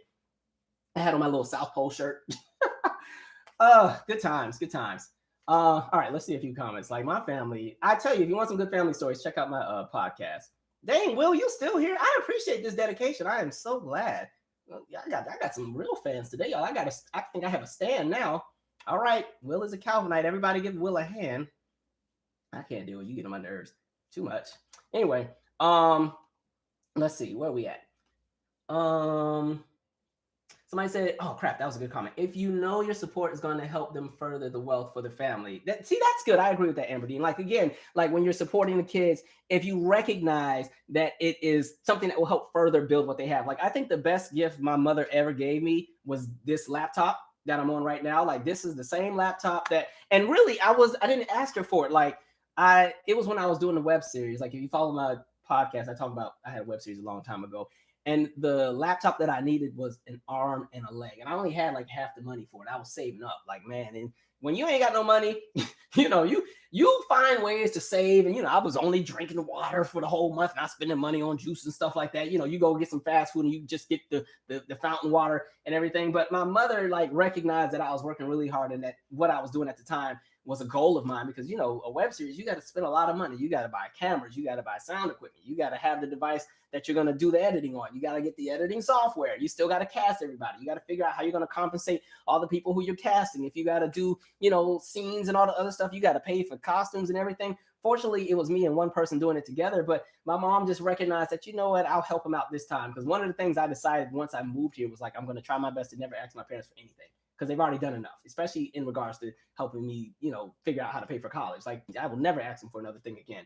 And so, the best investment was she helped me with this laptop. And from this laptop came the web series. This YouTube channel got a whole lot better because then I had better skills to do editing, which that indirectly kind of shifted. And boom, here comes the podcast. Here comes the albums. I've written like 2 or 3 movies on this thing. I've been trying to sell them for the longest. Say a prayer one of these days, one of these scripts to get picked up. What else is that? Just a bunch of stuff that I've been able to do just from that one investment. So sometimes that investment will open and further other doors. You know what I mean? And then literally all of those projects and stuff end up paying for themselves, and then you can pay your parents back. You know what I mean? All right. Yeah, it's not a 4.0. Exactly. He gonna fry me up for not having a 4.0. I was like, you can fall back. Leave me alone. Fried me up. got me right together. My father was the quickest one on his feet. Like I think I'm pretty quick on my feet sometimes, but every now and then I get flustered and I start stuttering. But my dad could just rapid fire. You couldn't go toe to toe with him on anything. I'm like, dang. And he was like 6'1", so it's not like you could raise up on him. He was ready. Let me see. Where are we at? Have you read When No One Is Watching by Alicia Cole? That sounds like an interesting book. I don't know what it's about. Let me write it down. I'll come back to you on it. By the way, I know somebody had asked when was I doing the next shout out series. I think I wrote down February 13th, whichever would be the weekend after next. I'm going to skip one weekend afterwards. So the only reason I put a little bit of time in between is I recognize that if I do back-to-back videos, nobody's going to watch the second one.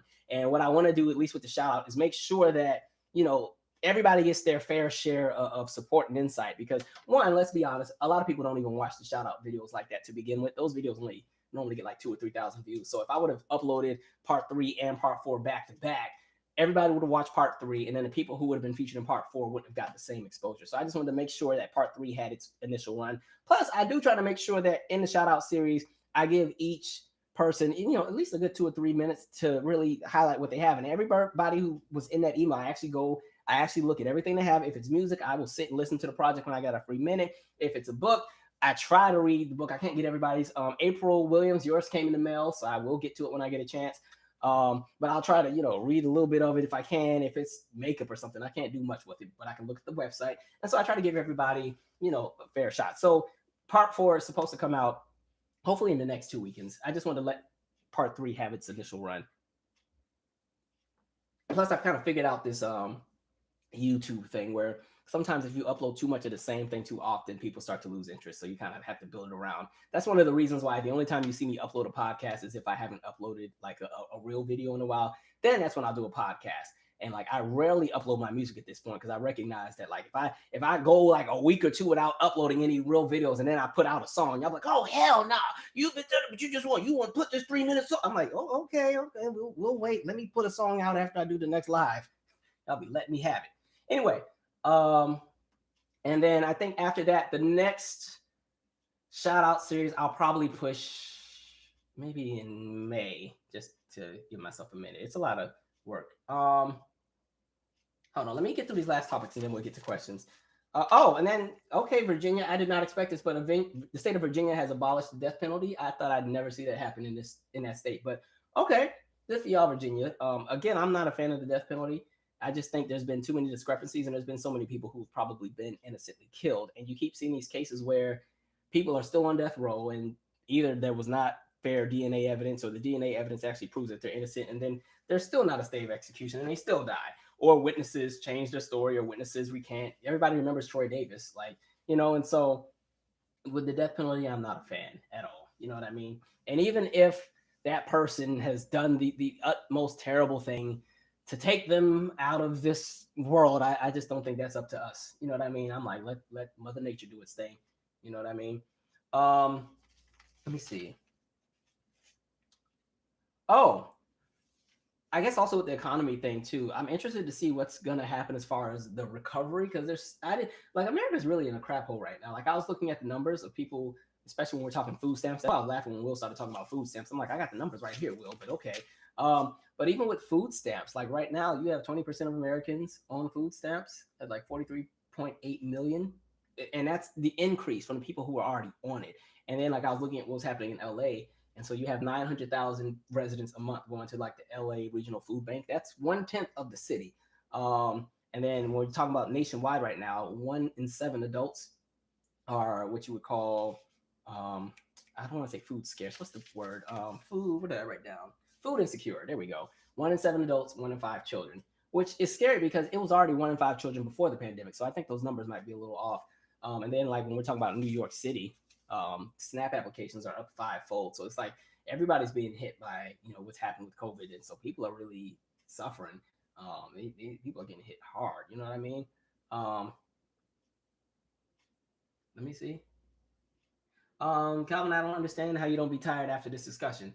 Man, the way I'd be knocked out on that couch as soon as I click this thing off and get my blanket, because for some reason I don't like sleeping in my room. I think I like sleeping in here for some reason. I'm never in my room, but like I'd be knocked out. I turn that little TV on and in 20 minutes be out I'd be exhausted sometimes. But I think what's happened because COVID has done its thing, and like my center's not open and I'm doing a lot of admin and work from home type stuff. I'm not with the kids every day anymore, so I have a little bit more energy to give you guys. Because back in the day before COVID, you've been chasing kids around for like 5, 6 hours, and you got to come here.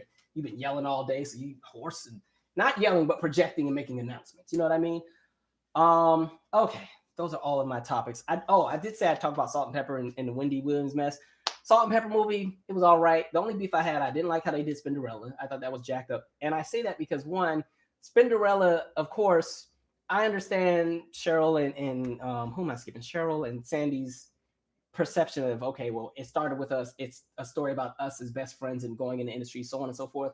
I guess, but I just think it depends on when you were born. Like my earliest memories of Salt and Pepper, I always saw three. Even if Spinderella was just a DJ, I remember her rapping on songs. She has production credits on some of the albums. She was in all of the videos, especially after the second album. She's on all the performances, front and center, doing the choreography. She's in the promotional pictures. So it's kind of like messed up. Their definition is saying, well, she signed on as an employee of Salt and Pepper, the company, specifically as a DJ. And I understand that, but if that's the case, then they shouldn't have brought her on by the time they got to the Black's Magic era, because by then the purpose of a DJ was changing. Like by the time you get to 1989, 1990, a lot of people aren't using their DJs anymore because the imaging of a rap group has changed. It's not the whole idea of like a Run DMC with your DJ in the front anymore. It's not the era of, back when all of those rap groups that came out in 78, 79, 80, 81, 82 all had their DJ, and their DJ was the forefront of the group sometimes next to the lyricists. Times had changed, especially now because, with studio production and everything, rappers were now actually going and getting their songs fully produced. It wasn't them just scratching and sampling something that was already out there. Different day, different age. If that's the case, you shouldn't have had her during the Black's Magic era, and she certainly shouldn't have been rapping during a very necessary era or even the brand new era. So I thought that was messed up. And again, with Spinderella, she will never get the opportunity to tell her story because her story is Salt and Pepper. She will never get a Spinderella movie because nobody's going to invest in that. They will invest in the idea of Salt and Pepper, but not her by herself. And now because you guys have already done a Salt and Pepper biopic, she's out of that's it. So, 10, 15, 20 years from now, when younger generations, see the re-airing of that, they're not going to know who a Spinderella is, but they'll know who you two are. That's kind of messed up. Like my introduction to the Jackson 5 was Jackson's The American Dream TV series that aired in like 91 or 90 or something like that. And like, that's how I was introduced to all 6 of the brothers and, the 3 sisters and so on and so forth. Like all of those movies and stuff play a role into people's legacies. So I thought that was messed up. As far as the Wendy thing, I'm not gonna lie, I ended up watching the documentary thing that came on afterwards. I was more entertained by that than the movie, but I thought the movie was okay. I think the woman who played her captured the essence of Wendy. But she has lived. That's all I'll say. Anyway, let's see some comments here.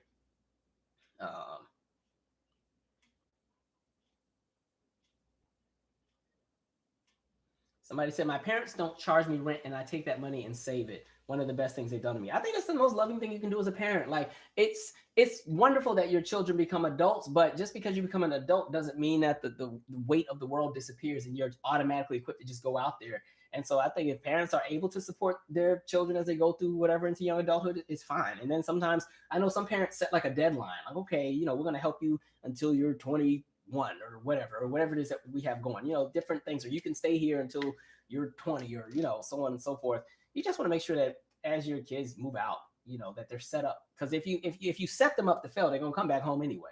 And again, I'm not a parent, but I've just seen certain things as somebody who's, at this point, this is my 10th generation of high school seniors that are graduating and going off to whatever. And I've seen some high school seniors come back home. You know what I mean? And so again, you just want to make sure your parents are set up, or not your parents, your kids are set up to be well. Where are we at? Calvin, what are your thoughts on white families adopting black children? Do I want to shake that table? I understand people having good intentions, and I think it's loving when people are willing to bring somebody into their family and raise them. But the scary thing is I've seen so many horrible cases of just a lot of times the culture is not respected of that child, and then that child comes out crazy. And the scariest one I always think of is that boy that I told y'all. What is his? Hold on, I'm gonna find his name. He's the kid. One of you guys might know his name. He is the kid who was in that picture at one of those police brutality protests, and they forced him to go and hug the police officer. Oh, actually, you know what? I got my screenshot because I've been waiting to have this argument. Am I on the phone with somebody? I don't know. Apparently my thing is on. Anyway, let me see. I thought my phone was on. I'm like, who am I talking to? Somebody didn't sit through this whole live. My bad, whoever that was. Hold on, let me find a screenshot. I've been waiting for this one. Hopefully I can find it. Dang, please let me have it. But anyway, he's the kid. They made him go and hug the police officer. And on my, it was the video I made about Pepsi. Remember Kendall Jenner had the Pepsi commercial, and all you had to do was give the police officer the Pepsi, and then that would fix racism. And so I went on this whole speech, and somehow I got to the subject of the boy hugging the police officer. It must have been a symbolism conversation. And I said that I bet you, well, like I found out he was adopted by like these two white women. I was like, and I bet you they forced him to go out there and do that. And I said all that. The friend of the two parents wrote this long dissertation on that video. I can't believe you say that about my friends. They are the most loving people, and he is the most loving child, and blah, blah, blah, blah, blah, and da-da-da-da-da. And then fast forward, the two moms put him and all the siblings and drove off a cliff and killed everybody. And so I think some people have really good intentions, but I think a lot of people underestimate just how much work it is when you adopt somebody of a different nationality or a different race. You have to make sure that their entire experience is still given to them. And I think sometimes people drop the ball. Like that would also be like my problem with the show This Is Us. I love that show. I think it is amazing. But there's one thing that I never forgot. There was an episode, if you've ever seen that show, it's this family, you know, they have 3 kids. It was a family, they were supposed to have triplets. One of the triplets died. And so the family ends up adopting this black baby that was left at the fire station, and they raise him as their own. But what happens is, because this was a white family, what happens is the grandparents are racist. And so they have this episode where the white family finally confronts the grandma about her racism and cut her off. And then they have a speech with Randall, who's the black kid, saying, okay, your grandma was racist, blah, blah, blah, blah, blah. But they didn't have the conversation with the other 2 kids. I'm like, no, they're the ones who needed to hear the conversation about what's been happening. And I think that's why I think the writing is pretty good when they really address a lot of that, where fast forward to them being adults, the 2 siblings don't understand Randall's plight as a black man because they've never had to look at race heavily in that family because it wasn't always addressed. They try to do the kumbaya, we are the world. And I think a lot of times, sometimes people adopt folks and they don't identify and respect with whatever culture it is that they come from and whatever their history is. And so I think if you're going to adopt somebody of a different race, you have to take all of that into consideration. And so I think a lot of people don't do that. I think there's some people who do that almost like a ploy or as showboating, especially with a lot of these celebrities that keep adopting some of these kids, and then kids be looking all homely because they don't know how to do the kids' hair. They got the kids, they're the only black kids at their school, they're the only black kid on the karate team, the only black kid in the neighborhood. And then you wonder why they grow up to be all confused as adults. The only thing that makes them better is at least they have money that they grew up in, but the world that they're in is all confusing. So, you know, it's a lot. And I can say that as somebody, because if you know, like my brother is adopted, he's still within the family, but he's technically adopted. But at least what worked in his situation is that his experience would still mirror mine. You know, it wasn't like, you know, we adopted him from Cambodia and we just neglected anything that would have happened in Cambodia and we just raised him to be black, because that's what everybody does. Whatever's in your household, you tend to create, like whoever comes into your household, you fold them into your way of doing things within your household. That's just how it is. But I don't know. I think it's a touchy subject. It's touchy because I think there are some people who have done the work and have actually done okay. But I think a lot of people drop the ball, and people have good intentions. But again, sometimes good intentions, if you don't understand the history, if you don't understand all of everything else that's needed, then, you know, nothing worse than watching people take their black child to Supercuts for a haircut. You know how triggering it is to see something like that? What are you doing? Anyway, let's see. We're going to wrap up soon. It's only been 2 hours. Okay. But again, there's so many kids in this country that need to be adopted. I never push for kids to stay in the system if there's an opportunity for them to have a better life.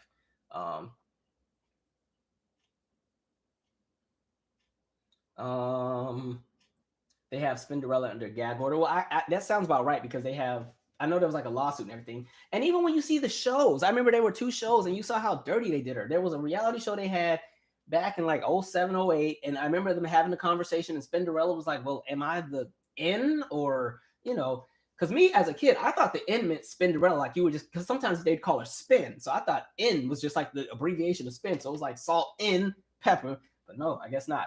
And then they had the other show that was on BET, I think maybe 2 years ago. And that's when they pretty much fired her on the show, because there were disagreements about everything. But, you know, that's why I'm a solo artist. I wouldn't make it in a group, because you ain't about to be doing me dirty. Absolutely not. Even if I just do the shibba doop doop doops in the back. Oh no, you ain't doing me like that. And the worst part is the movie would have been all right if you included Spin. The plot was actually pretty good. So I'm like, why would y'all leave her out of that? But whatever. Um, that's messed up. Oh, that's a good idea. Effie Grace said, I think Spin should do a documentary on being a female DJ. That I would watch that. That's a dope idea. Especially if she still has footage of everything from, the early 80s to the present. That would be really dope. Because there's not a lot of women DJs that people know by first name. They don't get a lot of the same publicity and the fame. So that would be really dope. I remember she had a residency, I think, in Atlantic City. I don't know if she still has it. Um, let's see. Where are we at? Um, I had hoped they reconciled with Spin. I'm sure they will move forward.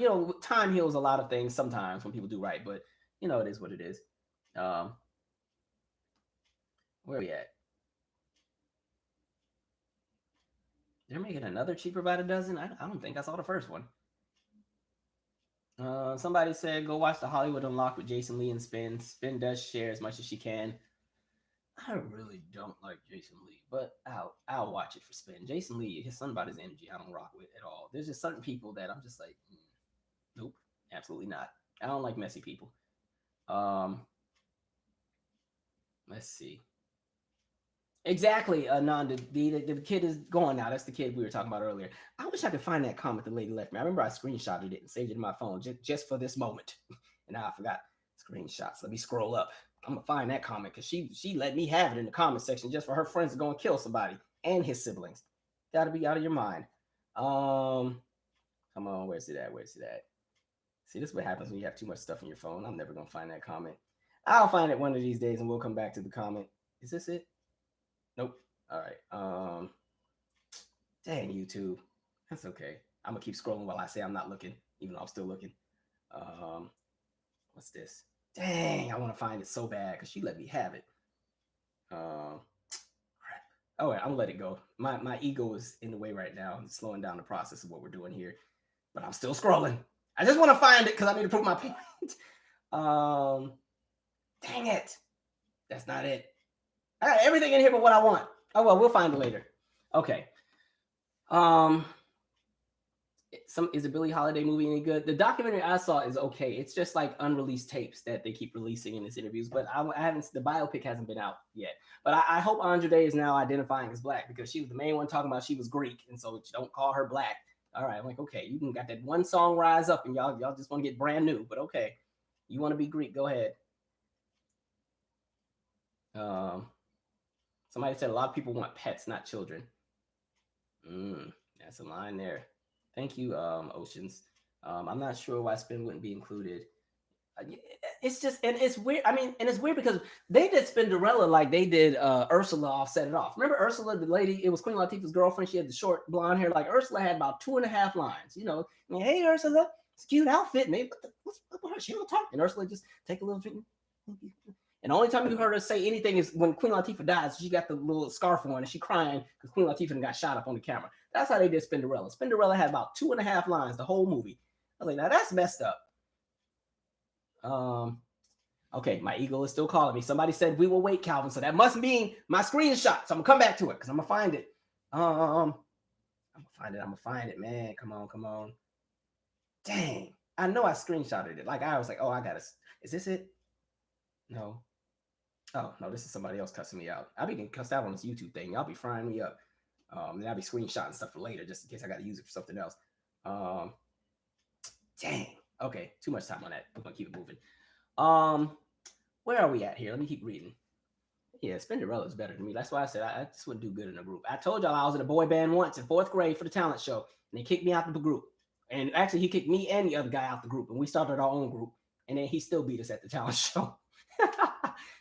He danced. He performed Men in Black, and then we performed New Edition, Hit Me Off, and we lost. But then he got 3rd place, and so he won $10. And then I was like, that's it. That's all you got. Silly kids. Let's see. Can you talk about the possible nuclear war with China and Russia? I don't think that's anything we'll ever really have to honestly worry about. I think it's always going to be a flex. I mean, knock on wood, because folks are crazy, but I think people recognize at this point that everybody at this point has too much firepower to mess with the other. So I look at the United States, China, and Russia like what's a good and North Korea.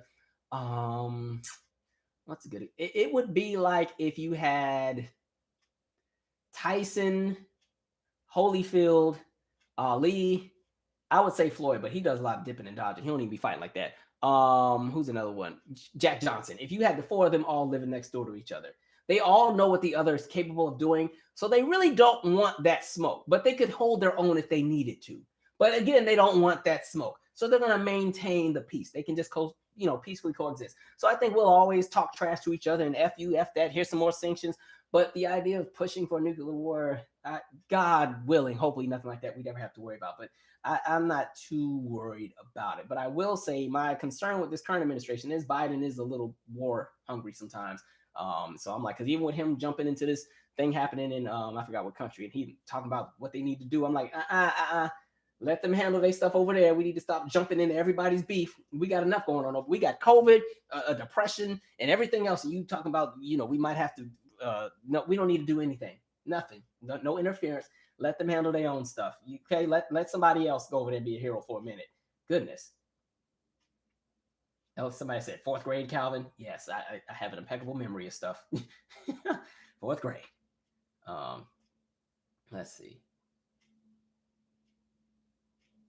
Oh, somebody said what tripped me out is I didn't know there was 2 spins. So I remember that from Behind the Music. I remember in Behind the Music, they had said that the first Spinderella pretty much was in a relationship with Herbie, so that's why she got out of there. And then I remember Wendy Williams in her book was saying that they had offered her the position as well to be, Spinderella, but her radio career was jumping. So she was like, I'm good on that. Don't ask why I read the Wendy Williams book. All right, leave me alone. It was good trash reading.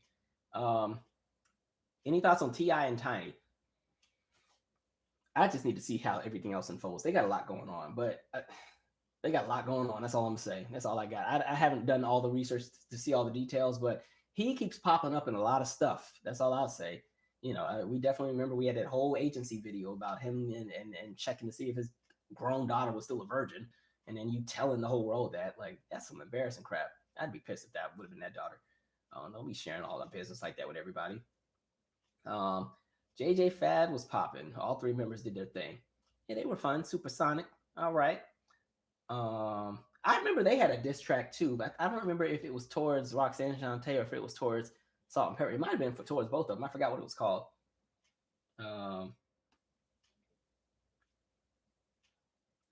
Where are we at?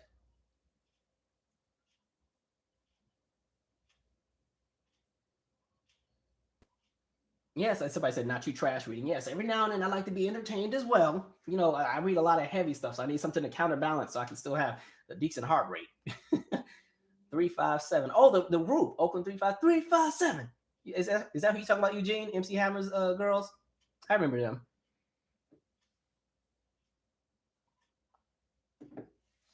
All right, so we're winding down. This has been fun, guys. I appreciate y'all hanging with me tonight. I'll hang for a few more minutes. I pretty much already have all my topics, so y'all can put a few more questions in and then we'll wrap up. Plus, it's been 2 hours and some change, so it's time to wind down. I don't want to hold y'all hostage. Let's see where we at. Will I be doing another R&B is Dead episode? That's a harder series to run because I feel like the narrative has changed. Like I said, I don't believe R&B is technically dead. When I say that, we're just talking about the commercial aspect as far as R&B getting the same exposure as other genres like hip hop, pop, and I was gonna say country, but country's struggling right now too. And again, like I've always said, there's always been great music out there. You just have to dig into the trenches of the internet to find it. So that's a harder one to keep consistent because I like to slow down on that one and just kind of see what the trends are in music. Plus, I had to personally go on my own journey to be more acquainted with a lot of the more current stuff because I was noticing that my talking points were starting to get dated. You can tell that my area of expertise would have been everything from like 2012 and back. And so I was like, I need to be a little bit more well-versed into what's happening currently, so I don't sound like I'm somebody's, grandpa. Back in my day, music was so good, So yeah, but in due time, I think pretty much the So What Happened series has kind of become almost like my revamped R&B is Dead thing. Somebody said my doom scrolling has gotten out of control, but what else can you do in a pandemic? I had to fall back too. Like I remember, like I think on like social media and stuff, there's just certain terms I had to block out, so I didn't even see them on the timeline and stuff like that. And just take a break from some stuff because the world is just trash already. So it's a whole lot going on. Um, Somebody said, I mod many channels and yours definitely has the least amount of trolls. Your supporters are good people. That's why it's better to have quality over quantity. Oh, well, thank you. I appreciate that. FF8 now. Oh, that was the most horrible thing I ever saw. The woman attacked in Harlem. Oh God, I should have talked about that. I don't. I turned the video off. It was too much. But there was like this clip. I might be getting the details wrong. So if I'm wrong, correct me in the chat. But like there was this woman, and I guess some guy or a few dudes approached her. She just graciously declined whatever the offer was, and they pretty much attacked this woman. Like almost halfway killed her. Like one guy was trying to like bite her eye out of the socket. I'm like, what?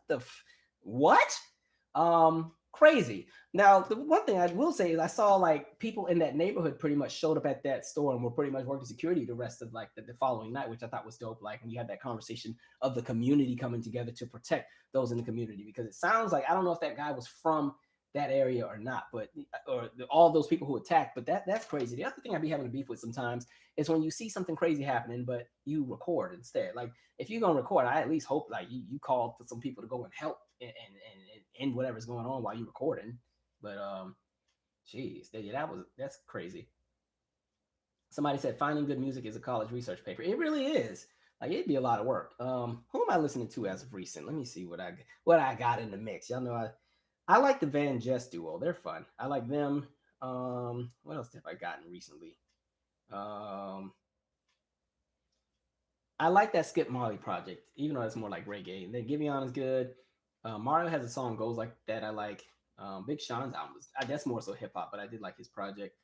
There's a guy named Jay Brown. He has a song called Moon that I like. I always liked Gold Link. I like his song Fall in Love. My guilty pleasure right now, which is not R&B, but 2 Chainz Moneymaker. I love that song has that Piece of My Love sample with the marching band. I think that is so dope. And then even like the Roddy Ricch High Fashion song. There's somebody named, I think it's Kay. They have a song called Pink Tree that I like. My favorite song out at the moment is Gene Noble, Matching Tattoos. I am obsessed with that song. Love that.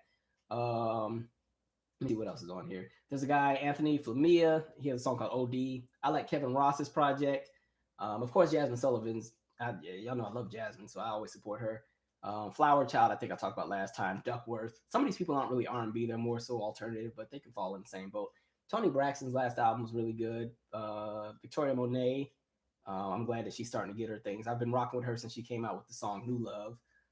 Who else did I write down in here? Oh, Lucky Day, of course. I like the Shitta song with Babyface as well. Those are the main people I'm kind of paying attention to at the moment. I still spend a lot of time going back and buying older albums. Oh, Busta Rhymes' album is really good. I know that's not R&B, but he has a good project too. Anyway, let's see. Do I like the new Ashanti song? I don't know if is that the one they played during Versus? I can't remember how it sounded. It was all right. Let's see. What happened? Somebody said, "Excuse me, I don't know what I did." You have to expound on whatever it was. Let's see. Let's see. Somebody said, "Yeah, she walked into the liquor store to get a bottle of wine. 2 guys offered to buy it. Okay, she said no and left, and they attacked her." See, a lot of folks, and some folks are already just not well to begin with, and then when they got the egos and stuff, and they're not used to being told no, they just lose their minds and just get violent. That ain't good. Like, and again, I think that's a community problem. I think a lot more people have to step up sometimes and handle things. You got to nip some things in the bud while people are still teenagers and young men sometimes. To handle some of that, because some people have been coddled their whole life and they've been allowed to just do whatever they want to do, and then fast forward, they're 40 and 50 years old attacking women because they couldn't get the girl's phone number. We've seen a lot of cases of women getting stabbed or shot because she didn't want to give the guy her phone number. He didn't know how to receive no, and then he killed her. Like, yeah, life is a traumatic experience, and I think when you've already had enough going on collectively and systemically against you, it's even worse. So it's like you really got to make sure when it comes to raising people to be well, it's a lot of work. That's why I think raising the youth is a community effort. You know what I mean?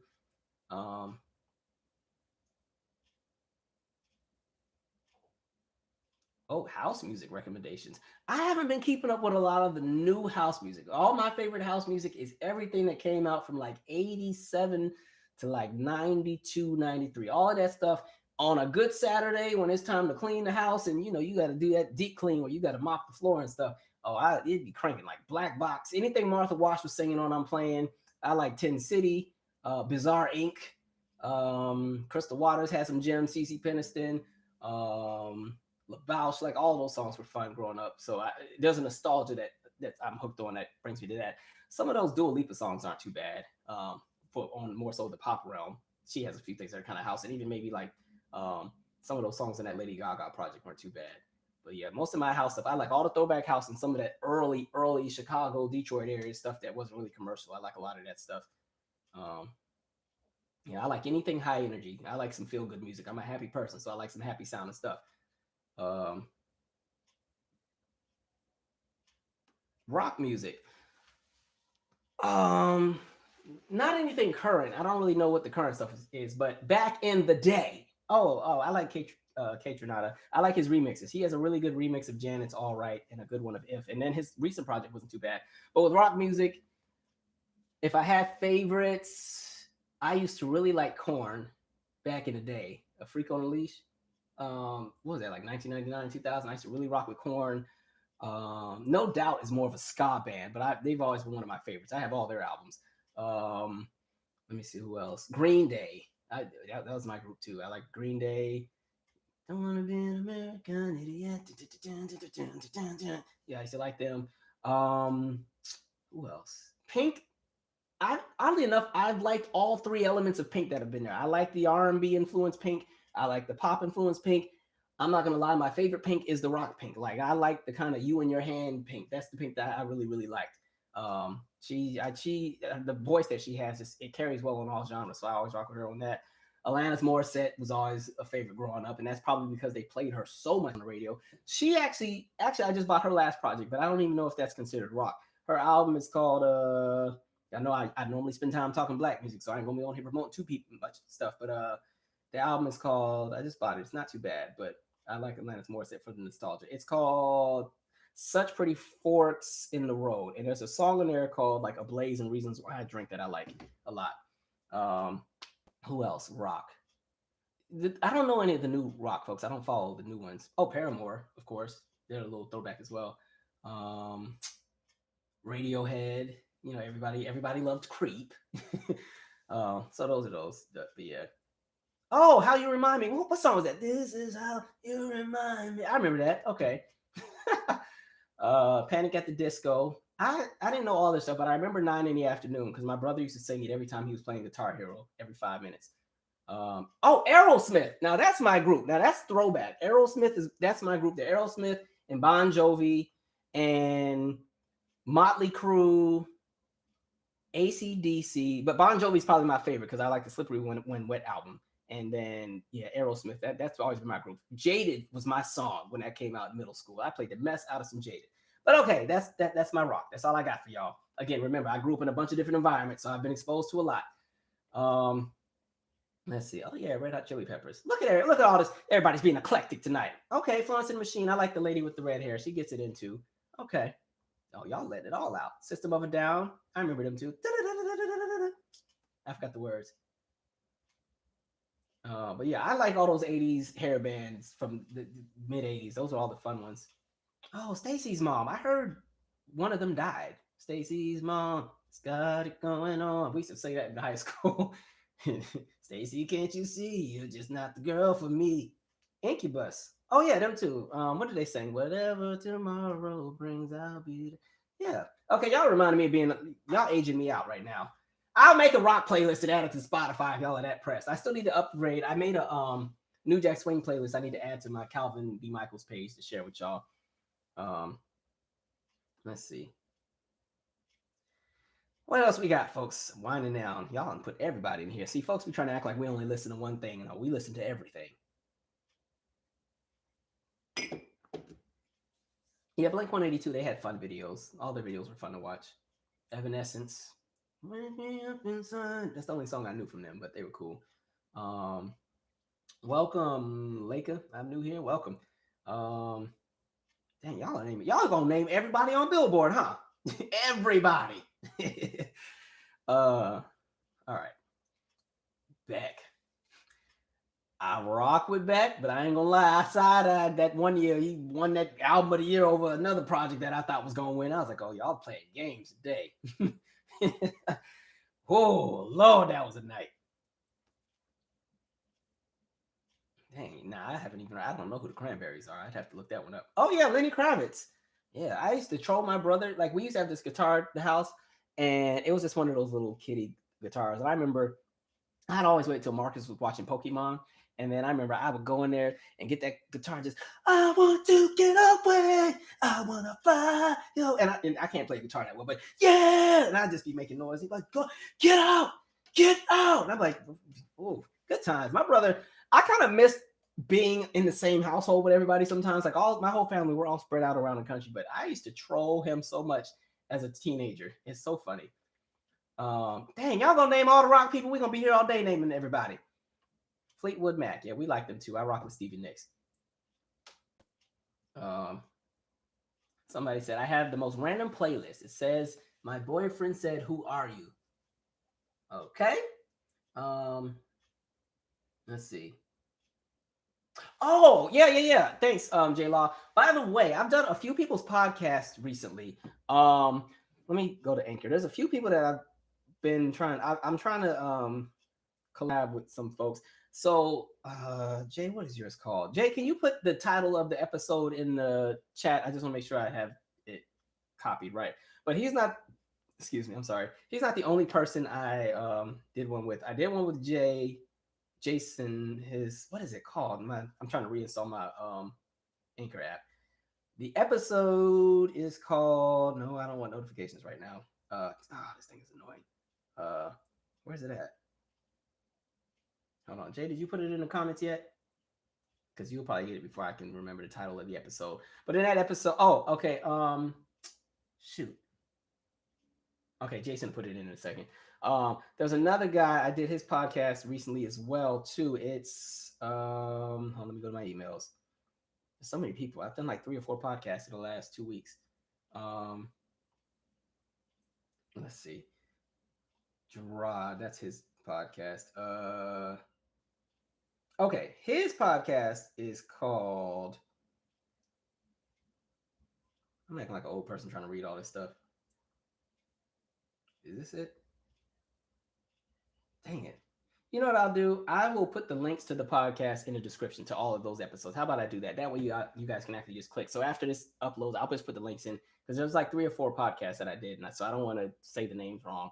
But yeah, and all of them were fun. Like the Gerard's podcast, we talked, music and stuff, of course. Jason's, we talked a little bit about everything because again, he's the same person that does I shouted him out in the first shout out series. He has the I Am Perfect Brown clothing line, and if you saw my music video, I'm wearing one of the superhero tees that he has because he has 2 clothing lines. So I'm wearing like a black t-shirt. It was actually from his company, and I'm wearing that in the music video. Y'all are still on here talking music. Oh, it's just titled Calvin. See, all you gotta do is look me up. See how that works? Where am I at? You know what I'm trying to do? I have to get in contact with the person that I used to work for with the magazine. There's all of these interviews that I want to upload to my channel. I just want to make sure I have permission from the magazine because I have interviewed Nelson George back when he did the Misty Copeland documentary of Ballerina Tale. So I interviewed Nelson George, and that was a really dope interview where we talked about, he did work on like CB4 and just talking about a lot of the things that he did within the music industry and in film from the 80s onward. And then even some of the projects he had been working on. Now that was back in 2015. I interviewed Rhymefest. He has a documentary out. It was about the fact that he grew up thinking that, remember Rhymefest, he was the rapper that had the song Brand New out back in like 03, 04. But he grew up thinking his father had been dead, and his father had actually been alive the whole time and just living around the corner. And so there was a whole documentary on that. So I interviewed him before. I did Dawn Porter. She did a documentary on just the discrepancies when it comes to women's rights in healthcare, especially when you're talking like Planned Parenthood and everything like that. Who else? Kim Motley. I think she was Miss Michigan years ago, but she ends up, there's a documentary about her, and she goes to Afghanistan and she practices law, and it's like on behalf of the rights of women. And so it's an interesting documentary because it's comparing the experiences of having to interpret the law of the country on top of Sharia law at the same time, and like going through all that. And so that's an interesting documentary. Who else have I? There's a whole. I've done so many interviews, but I could never post them because it was, it was the property of that magazine and company, so I couldn't post it on here. But I'm trying to get that cleared up because those would be some fun things to share. Um, yeah, I've even interviewed David Stern, the NBA commissioner, like, and Kevin Johnson. Like, there was a 30 for 30 episode. Kevin Johnson. It never aired because Kevin Johnson got in trouble, but there was like a red carpet for this episode. This is when I was still doing all the film festivals and interviewed Kevin Johnson, even though he had an attitude, talk about hurry up. I'm like, we ain't got to do it because I was impressed to be here. It's 12 degrees outside. But anyway, interviewed Kevin Johnson, interviewed David Stern. Who else? There's been a bunch of folks. What's her name? Who's the hot top model girl? Yaya. She was in The Butler. She was in some other movies. Interviewed her. All of the people from like the Black and Sexy TV. I don't know if they're still doing their thing, but interviewed all of them, so that was kind of cool. Lance Gross. So yeah, there's been a few folks. So hopefully one of these days I can actually upload that to my channel. I just have to get clearance from the Blue magazine. Anyway, Yaya DaCosta, thank you. That's her name. Those would be fun because I'd been like, if you didn't know, I used to work for like a magazine from like 2015 to about 2019, and so I used to get to do all of the film festivals, which was a lot of fun. Which decade of music was the best in your opinion? That's always hard because I think it's always you're gonna be biased to what you grew up on. And like I said this before, but like there's research that shows that your ears musically are calibrated to everything that you grew up on up to age 14. That most likely will be the foundation of what your favorite sound is. And it comes because of one, there's a nostalgia that's associated with those earlier years because up until about the age of 14, life is usually pretty good as a child because you have no responsibilities. You have all the friends in the world. Your biggest responsibility is just making sure the house is clean, keep your grades up. But you don't have to pay rent. You don't have to go to work. You get to live and just have a good time. And so your ears are calibrated to that nostalgia. And then as you get older, it's harder to jump into a lot of the newer stuff and have the same excitement that you would have had as a child. Like me right now, there's a lot of new artists that I like, but I'm convinced that I don't think I will ever get into any new artists the same way that I was into my childhood favorites. So for me, my favorite era of music, I don't know if I can do a decade, but if I were to do a period, for me, it would be like 1974 to about 2005 is my absolute favorite. But if I had to really narrow it down, of course, I'm going to say the 90s, but I still have a heavy appreciation for the early 2000s. And then, of course, 80s I love too. I mean, I like all of it pretty much. Even the new stuff I rock with. It's harder to find the good stuff. That's a hard question. Yeah, that one's hard because my mind changes every week.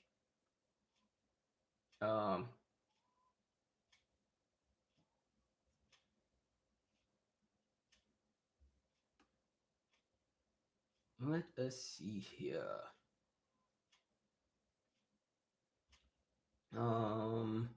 I love late 50s and mid 60s. Some of that was fun. I like the grit that comes from that era because everything wasn't so polished. That's that era where people still had to record everything in one take. So you really got the grittiness in the music. I do like that era as well. And sometimes the music was so simple. So you really just had to put all the effort into the vocals because sometimes those songs would literally just be a drummer and somebody on the organ and a tambourine, and that was it. And them songs would still be hitting. Like I like Johnny Taylor. I like the grit that he has in a lot of his music. Like Who's Making Love to Your Old Lady? I think that's more so the 60s though. But I like the grit in his. Calvin, where are you traveling to after the pandemic is over? The first place I'm going to is LA because I was supposed to surprise my grandfather for his 86th birthday last May. And then, of course, I canceled the trip because that's when COVID just started getting stupid. So LA is the first place I'm going to. I just want to, he's my last living grandparent. So, and he's the closest thing I have to my father since my father's not here. And they look just alike. So sometimes when I'm there, I just kind of, it's weird because I just kind of just stare at him. Because he kind of, he looks just like my dad. So I just be looking like, okay. In my head, my dad is somewhere in there. So, okay. So yeah, LA first. I want to do a road trip too. I think I want to get like 2 or 3 good friends together, hopefully. But all my friends be beefing with each other. I don't know how that's gonna work. But do a road trip. I love a good road trip and a good playlist. I kind of want to do a fishing trip too. I want to do that one by myself though. Like I kind of almost want to get a dog, but I don't have time to take care of one. But if I could get a dog just to go on my fishing trip, I was telling one of my friends the other day, like I see myself with like a Labrador retriever or a golden retriever, and I see myself sitting on the dock of the bay with my fishing pole and just fishing for like 3 days out in the middle of nowhere. That's right in my alley. I'm hoping Essence Fest 2022 is lit. I don't think they're gonna get it this year, but I think 2022 is gonna be a dope year. That'd be fun to go to. because I'm just thinking of the headliners that would be there. Because again, because they haven't had a festival at least in 1 year and possibly 2 years, they're gonna have to have a really, really big year. So I'm sure they would get the top notch entertainers to be there. So I mean, I feel like everybody who was on there just would smack. Bjork. Oh, I like Bjork. She has a song called Stone Milker that I like. I love that song. Um, where are we at? Go wave boarding and surfing. See, I gotta become a better swimmer. I'm all right. I ain't the best, so I'd have to do something like that in a kiddie pool. I don't need to be on the news for any reason. Um, do I like house music? We talked about house music a little bit earlier, but yes, love the house music. My favorite is the stuff from like the mid to late 80s to early 90s. And then of course like that original stuff out of the Chicago metro area. Um, let's see. Anywhere else? You know what I want to do too? I'm gonna do this years from now though. I want to go back to my actual neighborhood in Italy and just see how much it changed. Because like I said, I used to live in Vicenza, Italy for 3 years, and so I want to go back and see like the whole neighborhood. I want to get some Chinese food. Don't judge, but honestly, the best Chinese food I ever had was in Italy. Like I don't even like Chinese food in America because I don't think it's good. But whatever I had over there in Italy, it didn't matter what restaurant they were all. It was so good. I don't know if it's because they cook with something differently, but I've never had Chinese food that good, and so I'll go back just for that. Just like New Orleans, I got to go back to New Orleans because there's a restaurant called like Applebee's or something. I don't know. They had the best crab cake, egg Benedict thing I've ever had. We went there 2 days in a row just to eat. Like I'll go to New Orleans just to eat at that restaurant all over again. Like my God, that crap was so good. Yeah, that thing. Just think about it. Let me drink this tea and pretend that it's the crab cake. But I can taste the seasoning. But yeah, so those are probably the main places. And that's Savannah. I haven't been to Savannah in a good minute either. You know, I go visit my family there. What else do we have? New York Chinese food I have not had. I don't really like Chinese food in the United States. I don't really eat it. I'll eat it if there's nothing else, but it's not my go-to. It's just when I had it in Italy, it tasted so different from. I can't explain it. But you know, it's funny. I didn't like Italian pizza when I was there. I hated it. I thought it was the nastiest crap because my taste buds, because when I moved there, I was 8, but my taste buds were calibrated for, you know, American style everything with all the extra grease and all the extra stuff that's not supposed to be in there. And so, you know, when we went to that first Italian restaurant and they made the pizza in the wood fire grill and the tomato sauce was like a real tomato sauce with tomatoes. It wasn't tomato paste. It was like an actual sauce and, you know, lightly spread on and some kind of cheese. I thought that was and the pepperoni was like actually cut. So it was like thick pepperoni. That was the nastiest pizza. I was like, what the hell? It was nasty. I mean, it was nasty to an 8-year-old. I'm sure as an adult I would appreciate it, but at the time, I was like, nope, I hated it. And so we used to go to like the different restaurants, and the one thing that all the Italian restaurants had was they had spaghetti with like the ragu sauce. So I just ordered that. Or if they had chicken nuggets and fries, I'd get that. And then fast forward, maybe the last year we were there, I finally started trying their actual dishes, and I was like, oh, actually, okay, the food is actually really good. I'm just tripping. Yeah, it's funny. All right. Let's see. Somebody said, sorry, Lenny only had one good song. It ain't over. Wait a minute. Hold on. Lenny had a few jams. What else did he have? American Woman, Storm. He had a few. What's the one where I'll be running? When I'll be running. I like that one. He was okay. All right, we're about to wind down, folks. I need to get me some rest soon. Somebody says St. Louis is the only American Chinese worth eating. Speaking of St. Louis, did you all know that after World War II, Ulysses S. Grant initially planned to move the United States capital to St. Louis because at that time, St. Louis was a much more developed city and DC was still a lot of swampland.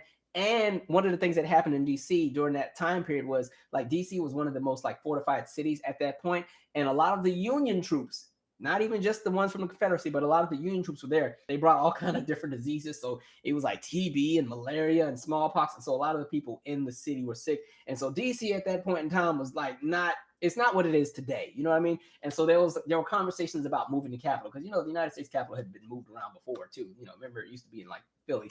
But yeah, DC at that point in time was not deemed to be the place because they were also having a hard time getting people to move to DC because the land was so hard to like cultivate and set up. So, you know, a lot of people just, you know, St. Louis was the ideal place to go to because it was further out west and they knew that the people were going to start pushing further to the west. And so they're like, oh, that would be the great, you know, gateway city to kind of get, you know, a more centered medium as far as the U.S. government, but it didn't happen. So I have never been to St. Louis though. I think I've been to the airport. Like I had like a layover, like stopped at the airport, but I don't think I've been to St. Louis.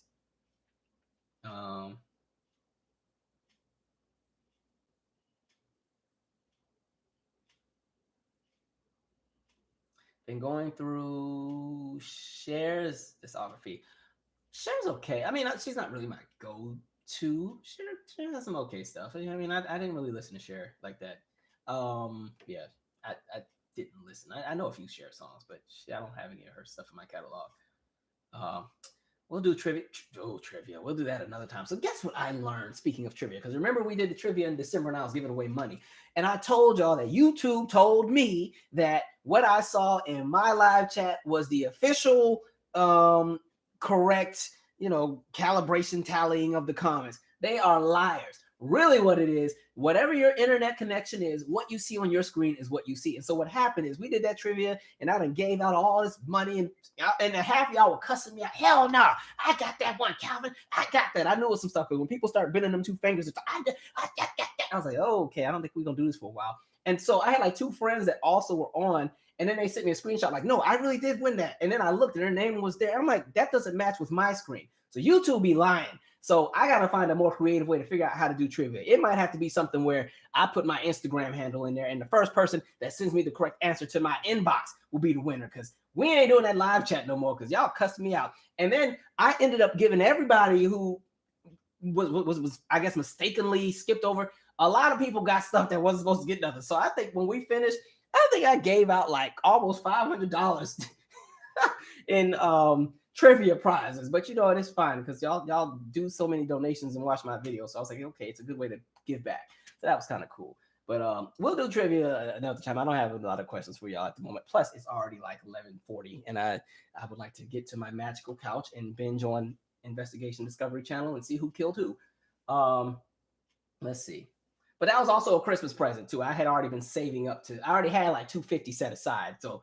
And then I was like, damn, I was just okay. And then some people couldn't do Cash App or Zelle. And so some folks got gift cards. And then, you got to put a little bit more on a gift card because Amazon's going to take a piece. And I was like, man, I ain't going to be giving away money every time. Though. That was like a holiday. Thank y'all for riding with me all year while I was going through my BS phase.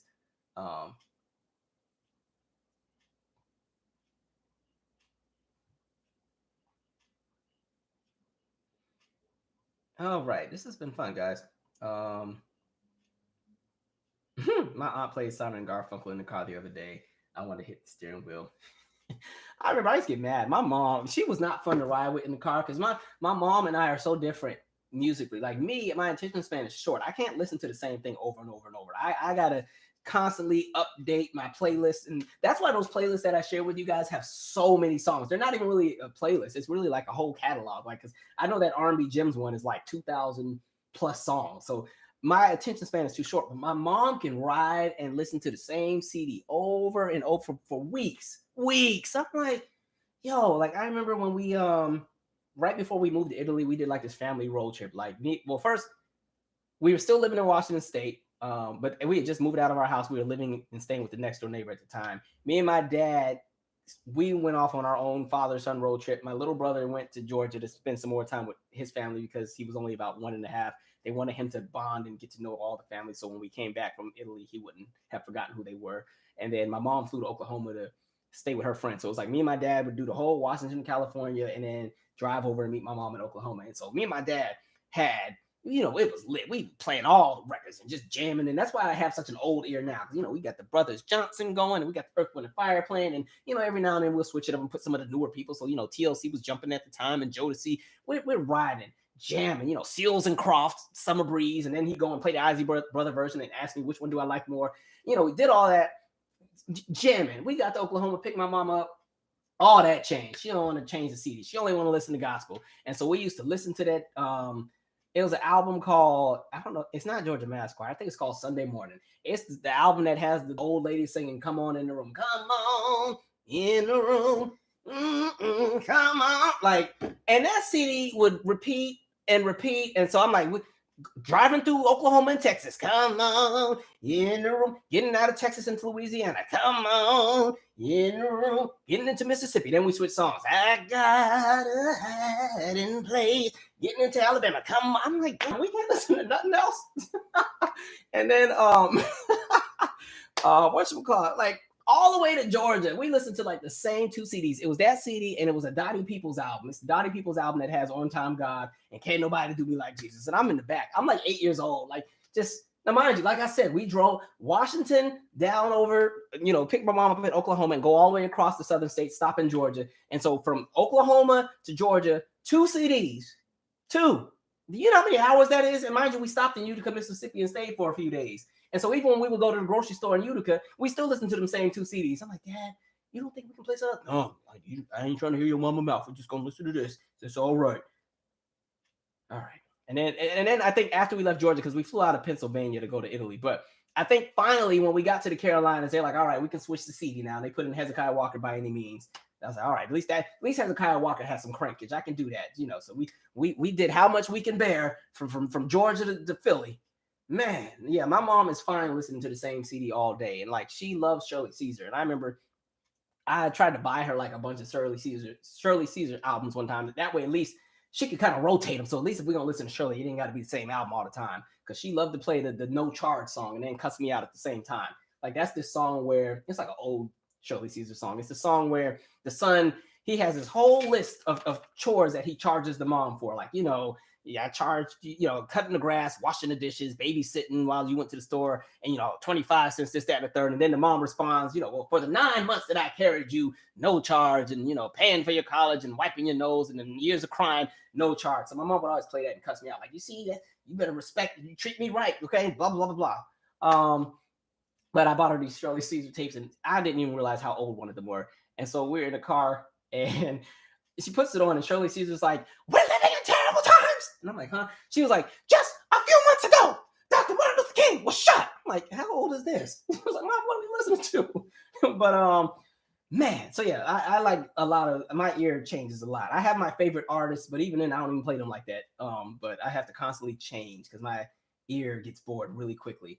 That's probably why my albums sometimes sound so expanded. Like, one song is very hip hop, the next can be almost country, the next can be very R&B, one can be very experimental. Like my ear just goes everywhere. Let's see. All right. Somebody said, what you gonna do when you get out of jail? I'm gonna have some fun. No, I was kidding.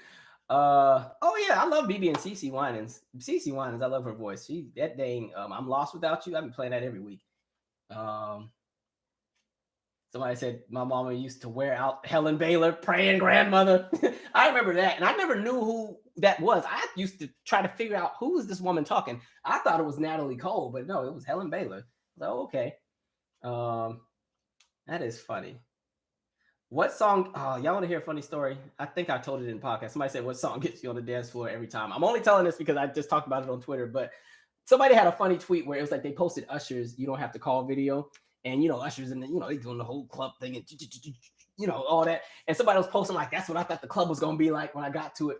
And I think a lot of people had that same viewpoint. I was kind of sheltered, so I couldn't go to a lot of things as a teenager. And so when I finally got to DC, finally got to Howard and went to that club, I was so embarrassed because I went to the club thinking it was going to be like You Got Served. And, there was going to be, a whole floor and I could just go in there and cut up. So I had 8 counts and freestyles already, on deck, ready. DJ played the right song. And I swear it was Janet Jackson, So Excited. I was like, oh, snap. And my stupid behind went right in the middle of the floor, busted out like this big old, I don't even know what I did. I know I did something. And I'm thinking I'm killing it. And in my head, I just know that there's going to be a circle around me. And they're like, oh, get it. Hey. And then so after I did my whatever little combination I did, I started looking around.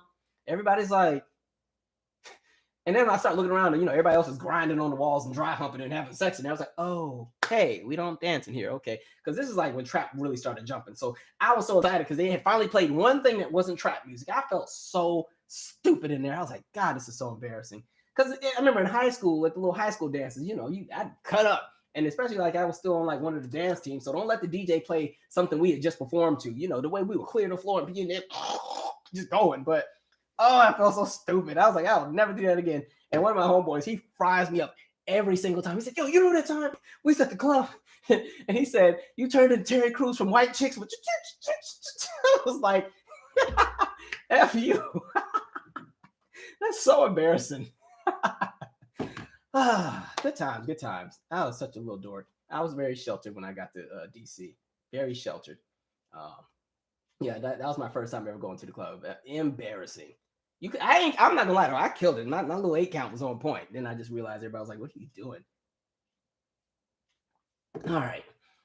I'll be glad when COVID's over. I want to get back into stand-up comedy. If y'all didn't know, that's how this channel initially started. As it was supposed to be my promotional channel for my comedy shows, and then it kind of shifted into me cussing people out, and then here we are. Have I ever been to a go-go club? I've been to like 2 or 3 go-go's, but the thing is that like as I got to DC, the city started to change. So a lot of the legendary go-go's weren't even here by the time I got here. Like I got here in 06, and by then a lot of the legendary ones weren't even here anymore. And so I don't think I've gotten the luxury to really experience like what really was happening. Like I got the pre-gentrified version of DC, and now DC is even more gentrified. But like it's like the version I had was just as the change was starting. So even when I got there, DC wasn't DC to a lot of people. But no, I love go-go music, and I think in order to really appreciate it, you have to hear it live. Now, like the church I go to on occasion, like their stuff they all their music is go-go influence, like a go-go band. So they be cranking. I'm like, okay, all right. So that I like to hear that. It sounds really good live. But yeah, go-go is really good live. All right. Somebody said Sade's music is good for baby conception. Let me take some notes. I don't plan on having children yet, but look, my mama's starting to ask, like, what's the holdup? When you gonna have some kids? Like, I want some grandkids. I'm like, don't be trying to rush me. You acting like my father wasn't 33 when he had the first one. He got to live a little. Let me have my fun. I'm still in my hot boy phase. No, I was kidding. All right. Somebody, hot water or cold water? I do room temperature most of the time, but you're not supposed to do this, but I do it anyway. I do cold water if I'm exercising, but cold water really will constrict your stomach. You're not supposed to do cold water when you're exercising, or if you're like, but I like the cold water, because I know when we were prepping for the music video and I had to get back into like dancer shape because I hadn't danced in like 3 years. And man, we do all that stuff, and I had the coldest bottle of water. The way I cramped up, I was like, "Oh shoot!" But that's funny. My mom played a lot of go-go music when I was growing up. I didn't know a lot of go-go music growing up because it didn't. The go-go that I would have known would have been so commercial and watered down that DC people would fight me if I called it go-go. So like, the stuff that was go-go influenced that got commercial I knew of, other than like EU, but I didn't know anything. Oh, and Chuck Brown, Bustin' Loose, which I don't even really know if that counts as go-go. That would have been it. And maybe I guess Salt and Pepper had a lot of go-go in their music, but I heard DC wasn't really too hype about that sometimes. And then of course the Rich Harrison productions, which are very go-go influenced. That's all I knew. And so when I got here, man, I started hearing stuff. At first, I didn't know how to respond to it because it just sounded so different. Because again, me coming from like a place like Seattle where everything is extremely commercial and ready for radio, I had to really adjust my ears. But then when I got to hear it live, I was like, oh, this is dope. Yeah, I really like. It's weird. I feel like I'm a grandpa because I like all the pocket go-go, like everything in that smooth pocket. I like that, but I do like the stuff where you can start like chopping to where it's a little bit more aggressive. All right, we need to wind up, guys. I need to go to sleep. Goodness. Oh yeah, Star Point. All right. Oh yeah, A Marie. Yeah, she was another one. This was fun. What else do I have for you? I don't think I have any more videos for you guys this week, but I might upload a podcast episode. I need to go back and do some more episodes with podcasts too. It's been harder to do the podcast because, like I said, I had to pick something that I could fall back on a little bit while I take care of some other things. And so, as much as I love the podcast, that's the harder one to do anyway because you only got so many stories to tell anyway. And so I want to get back into the podcast around the spring, but who knows? There may be a pleasant surprise. I need to still finish my middle school series anyway. There's 2 episodes that are due. And so do I plan to eventually start my family in DC? I don't know. I want to be a little closer to the rest of my family. I'm the only one here. My dad's family's out here. But as far as like my mom and stuff like that, I'd like to be a little closer to her too as well. But she's living her best life. I told you, my mama got engaged and everything. So she is living her best life. So I'm trying to not be in her way. Do I like lofi music? I don't know if I know who that is. I have to Google it. I'll get back to you on it. All right. Anyway, this is Lochi is 4:48 in London. I'm still here. Okay, shout out to London. Look at y'all. You done woke up and let the sun rise with me. Okay, that's cool. I don't know enough about KIPP schools to really give a full opinion. I've had a few friends that have worked in like the KIPP academies. I'm not as educated on KIPP as I would like to be, so I can't even give a full opinion. But I haven't really heard anything bad most of the time. I've heard pretty much some good things, but we'll see. All right, guys, this has been good. If I don't see you guys anymore this week, I'll see you next week. Please stay safe in this current chaotic world that we live in and find ways to keep your inner peace because the world is crazy and people will gaslight you and make you think you're crazy. Just remember that. Stay grounded. You know what I mean? Stay centered in something. And so let me see what else. That's all I got. And yeah, I will say towards the summer, you guys are all in for a pleasant surprise. So that should be pretty fun. But anyway, I'm out. Good night and stay safe. We are out.